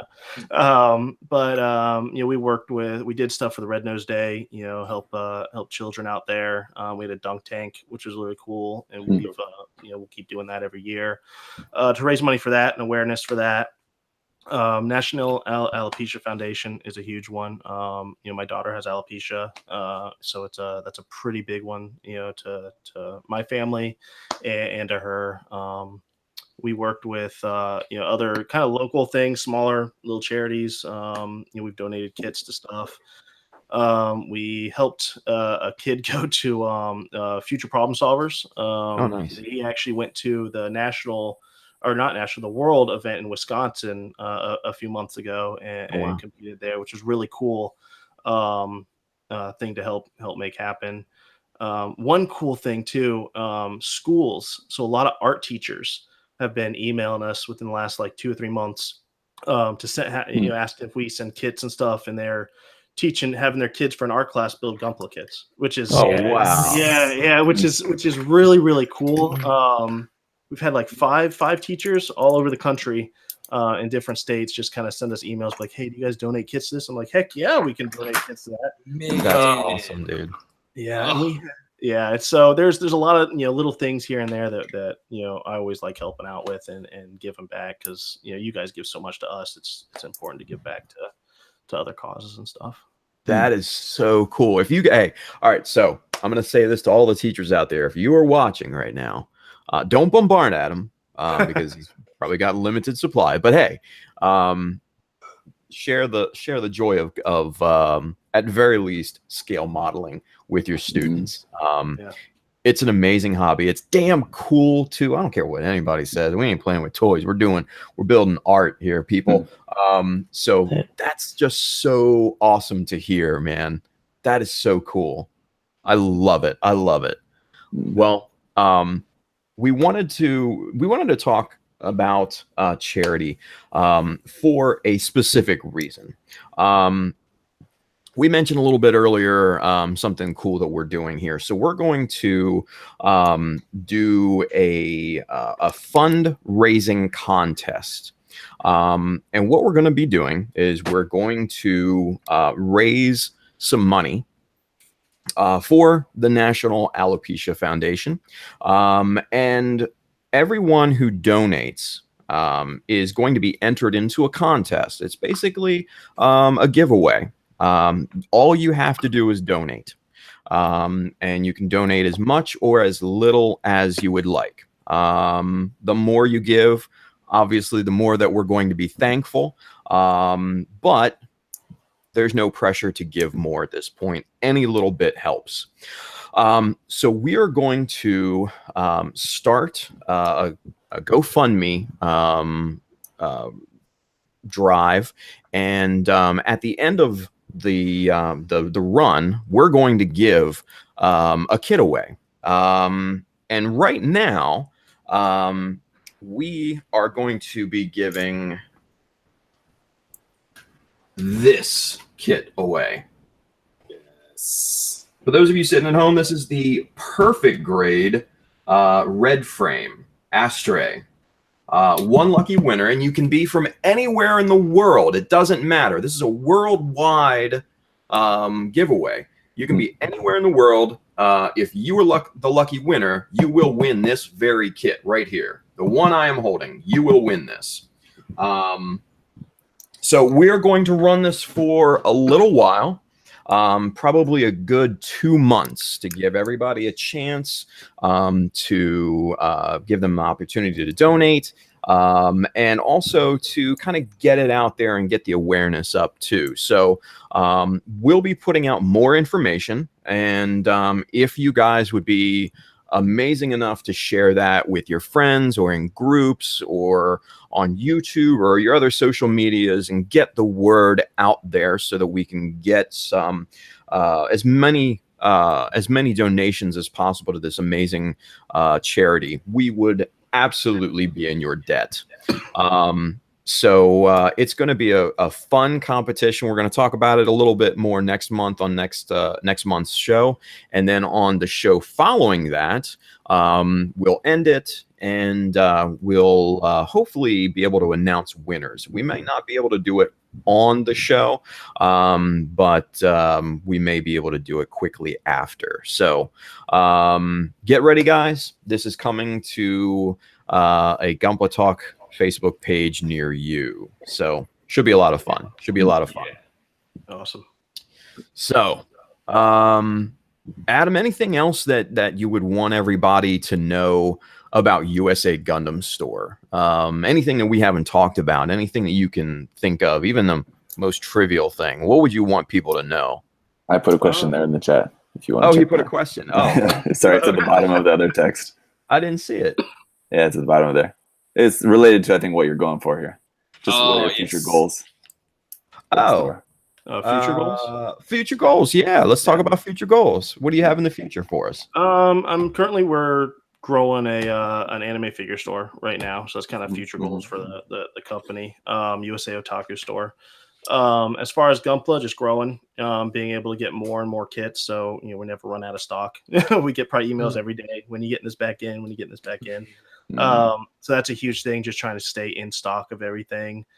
And just bringing more community stuff, sponsoring more events, working with other Facebook groups, for different build offs and stuff, I think is huge, kind of grow the community.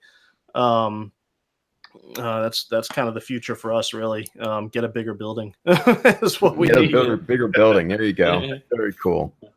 That's cool. You're getting into the figures. That's a massive market. That's great. Yeah. Just it's pretty much the same customer base. We've had a lot of people email us about that too. One thing, if you guys want new stuff or things that you see over in other countries that you don't see here in the US, or if you're in another country that you guys order from us, let me know. Send me emails, because there's so many different items out there that we don't carry, that if you guys want them, I can try to get them. Like the SMS paints. I think that's really cool to bring here to the US, with for Scott and everything like that, and just for the US community to be able to have a different kind of paint that's a real high quality paint. Things like that. So let me know, because I can reach out, and I've got a pretty decent set of contacts that people can help me kind of get stuff here if anyone's looking for anything specific. And that brings up a good point, and thank you for reminding us, because I honestly, it totally slipped my mind about SMS and Scott and everything like that. So I mean, you guys getting together was, pretty much based off of the show that we did with Scott, and that is kind of just a really cool, at least for us, kind of a success story you know, for Scott and for you both, and honestly for the modelers here in the US to be able to get, you know, such an awesome paint. And a few of us have tried it, and, you know, we've tested it out, and it's legit. Everything that you've heard about it, totally legit. It is really, really good paint. So, dude, thank you for being able to offer that to the US. That's awesome. Yeah, man, it's definitely my pleasure. It should be here middle of next month. It just kind of depends, you know, how fast they get it off the boat, really. I think the boat, I talked to Scott, and he said the boat's changed, and there was like a timing bracket and stuff, and it was really frustrating for him. Yeah, I'm sure it was, because he was emailing me, or we were messaging on Facebook Messenger, and it's that people don't realize how hard it is to just get something to one place, you know, from another place. There's so many things that go involved into it, but Scott's a cool guy. I mean, it's awesome to be able to meet him. But yeah, you know, that's I'm excited to get that paint sometime middle next month. And yeah, if like I said, if there's tools, paints, anything that you guys can think of that you want, let me know, and I can try to get it here. We've gotten a lot of books over here in the US, which is pretty cool. So yeah, I think that's something to keep in mind. Like, you'll look on your website and they go, oh, they don't have these chisels, or they don't have these tools. You can just literally email you, and Adam will like sort it out and get the stuff in. So yeah. I think that's cool about businesses these days. Yeah.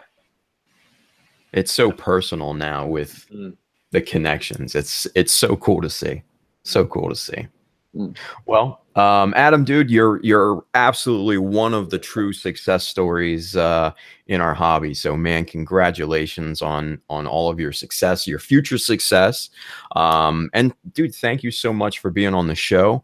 We're gonna wrap it up here. We're gonna go around and plug our different outlets and everything. Let's start with our guest, Adam. Adam, tell everybody where they can find you, all of the various websites, social media especially. Tell us all about USA Gundam Store real quick for some plugs. So USAGundamStore.com, all your Gunpla needs. That's where you can pretty much find all that stuff. As far as social media, USA Gundam, everything. USA Gundam on Facebook, USA Gundam on Twitter, Instagram. The GBA, I think Adam, or USGS Adam on a lot of social medias too. So if you're commenting and you see that, the abbreviations for USA Gundam Store, and then Adam, that's me. So GBA, I talk on YouTube all the time, Twitch, messengers and stuff like that. So yeah. Is your Otaku store running yet, or is that still being built? It is up and running, kind of like a soft running. So figures, I realized, I thought like pre-order wait time was long for Gunpla. Like, there are figures that are going to be released a year and a half from now that are up for pre-order. So yeah, so little by little more stuff's coming in stock. I just didn't realize how long it took for these things to get made. So do people find that through your USA Gundam website? Yeah, if you go to USAGundamStore.com, the top right, it'll just say USA Otaku Store, our new figure website, and click on that. It takes you right to there. Cool. Man, pleasure having you on, dude. Yeah, man, it's awesome to be able to meet you guys. And like I said before, I'm in the presence of greatness. Kind of grown up through the hobby. It was episode 37, right? That's over 3 years. Yeah. So yeah, so it's that long. Yeah, that's cool, man. This is a story in its own. Yeah, so you guys are doing a great job. Time flies when you're having fun, man. Yes, it does. Awesome. Well, hey, again, thank you for being on. Of course, that. What's that, Zach? I mean, Shell just mentioned that. I'm sure the majority of people watching are familiar with my channel, so they probably know. But you can use my coupon code there that Adam gave to me to give to you guys to use. So ZakuAurelius 10, save 10% on their store too. So use that. Yes. Use that code as much as you want, as often you want. Use it with every single order, every single time. You know, don't spend more than you have to. But spend as much as you can. You said that, not me. I know. I'm just trying to help you out with business, man. It's all about business. Yes. But anyway. All right. Well, thank you, sir. Josh, where can everybody find you?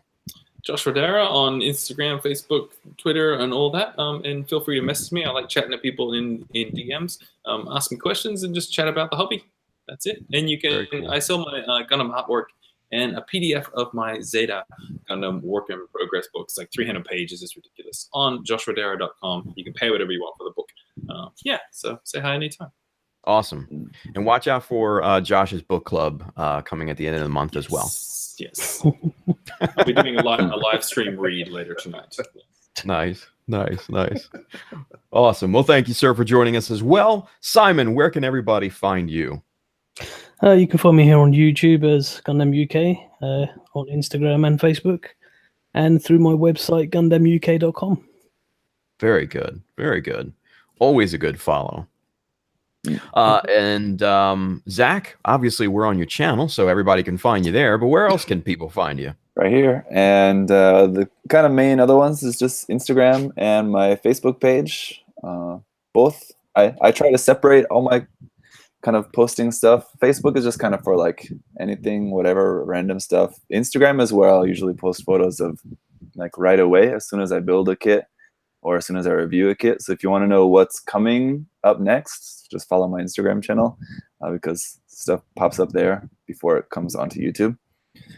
And yeah, that's it. I have a Twitter too. I don't really use it for posting much of like my own stuff really. It's kind of mostly just for just me to share and check out other Japanese builders stuff for the most part. So you can follow me there if you want, but that's it. Yeah. And one place you will not find me for the next 2 weeks is in bed.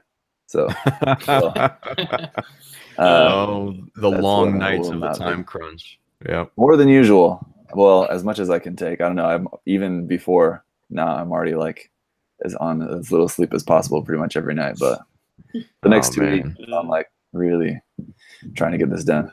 Are you doing a base for it? I am. That's quite involved. I could have shown that to you actually. Oh, you guys, that's in the next work in progress video. But this is the look at this. The base. So this is wood now, obviously, but this is going to be turned into looking kind of like stone, like space rock. And there'll be some other like debris around it, and then the kit's like around here. Because I was gonna say, man, if you're running out of time, don't worry about the base. Just put it on the base or anything. Oh, the base. But then I see your base is like the whole thing. Yeah. The base is a quite involved part of that. So that's why it's good that the kits are almost done, and those can be like starting to be painted because I need to work on the base a lot. Okay. Man, oh man. Well, we wish you the best of luck, brother. We're all pulling for you to get done and have fun at your first GBWC. It would be cool. One thing that I'm sorry, I'll try to wrap it up, but that Josh mentioned something about this before, and this is actually something that I was thinking about as well. Is like the cool thing that I'm looking forward to the most is just like having my work there displayed with other people in the community, and especially too because I'm a foreigner in the community. It's like my stuff being displayed with the Korean community. So it's just kind of cool and interesting. That's what I was thinking about the other day. Like, it'd be really cool to be just like in the display with all these really cool Korean builders and things. So cool. Awesome. Awesome. Well, that'll be so much fun, dude. Especially just interacting with everybody at a GBWC event is so much fun too. So you will have a ball. I am absolutely confident of that, man. For sure. Does the Gooch come over? What's that? Does the Gooch come over? The Gooch. Yeah, of course. Yeah. Cool. Awesome. I didn't meet him last time I went. I didn't meet him, but I saw him the last time I was there. I was on the ceremony day, and he was there, but they were doing the actual ceremony at the time. If you felt like poisoning, you could say, "Hey, Kawaguchi," and you go, "Can I get a hell yeah?" And then he'll probably like that because he really has fun with us in Australia. So, man, you could give him some of that taste. Yeah. All right, I'll drop it and see what reaction I get. It'll work, or it'll be just really awkward. Yeah. No, but one thing I did want to also just quickly mention too is that I'm planning on the day before the ceremonies. The GBWC is from the 15th to the 19th, but on the 18th, I'm going to be having a meetup there in Seoul. It's the first time I've had any kind of meetup here in Korea, and I know there's probably only like maybe 5 people who watch my channel here in Korea. But if you're one of them, I'll be talking more about that in a video probably soon. It's probably sometime later this week, giving more details about that. So. Awesome. That'll be there as well. That'll be a lot of fun, I bet. That'll be a lot of fun. Cool. Well, awesome, dude. Thank you for being on the show as always. Thank you for hosting us as always as well. And last and maybe least for me, guys, you can find me on childofmecha.com, Facebook, Instagram, YouTube now, Twitter, Twitch, all of that. You can find all those links on childofmecha.com. Make sure to tune in because I'm live streaming now. Hopefully I'll be live streaming later, a little later today. It's always a good time. Come watch, interact, be entertained, hopefully learn all that good stuff. And we will be putting out more information about the fundraising contest very, very soon. So keep an eye out for that. We'll be sharing that around on our own individual social medias and all that good stuff. And you know what? Just take part, and it's a feel-good moment that you can actually maybe win something really cool. So definitely partake in that because it'll go to a very good cause. So with that being said, thank you guys in the chat. You guys are always a ton of fun to watch the comments fly by and everything. Thank you for watching. Alex. What's that? Alex, Alex. Yes. Alex Thank you for moderating. Yeah. And Jim's in the chat now too, man. Who cares about him? Yeah. Yeah, right. He just made the show originally. It's Hey, Jim. no big deal. But hey, for those of you guys watching after the fact, thank you as well. We'll be back next month for episode 38. We don't know what we're going to be doing right now, but we'll be doing something cool. So make sure to tune in and make sure to support the fundraising contest when we announce more information on that. So until next month, guys, this has been Gunpla Talk. Thank you for watching. We'll see you next time. Bye. Bye-bye.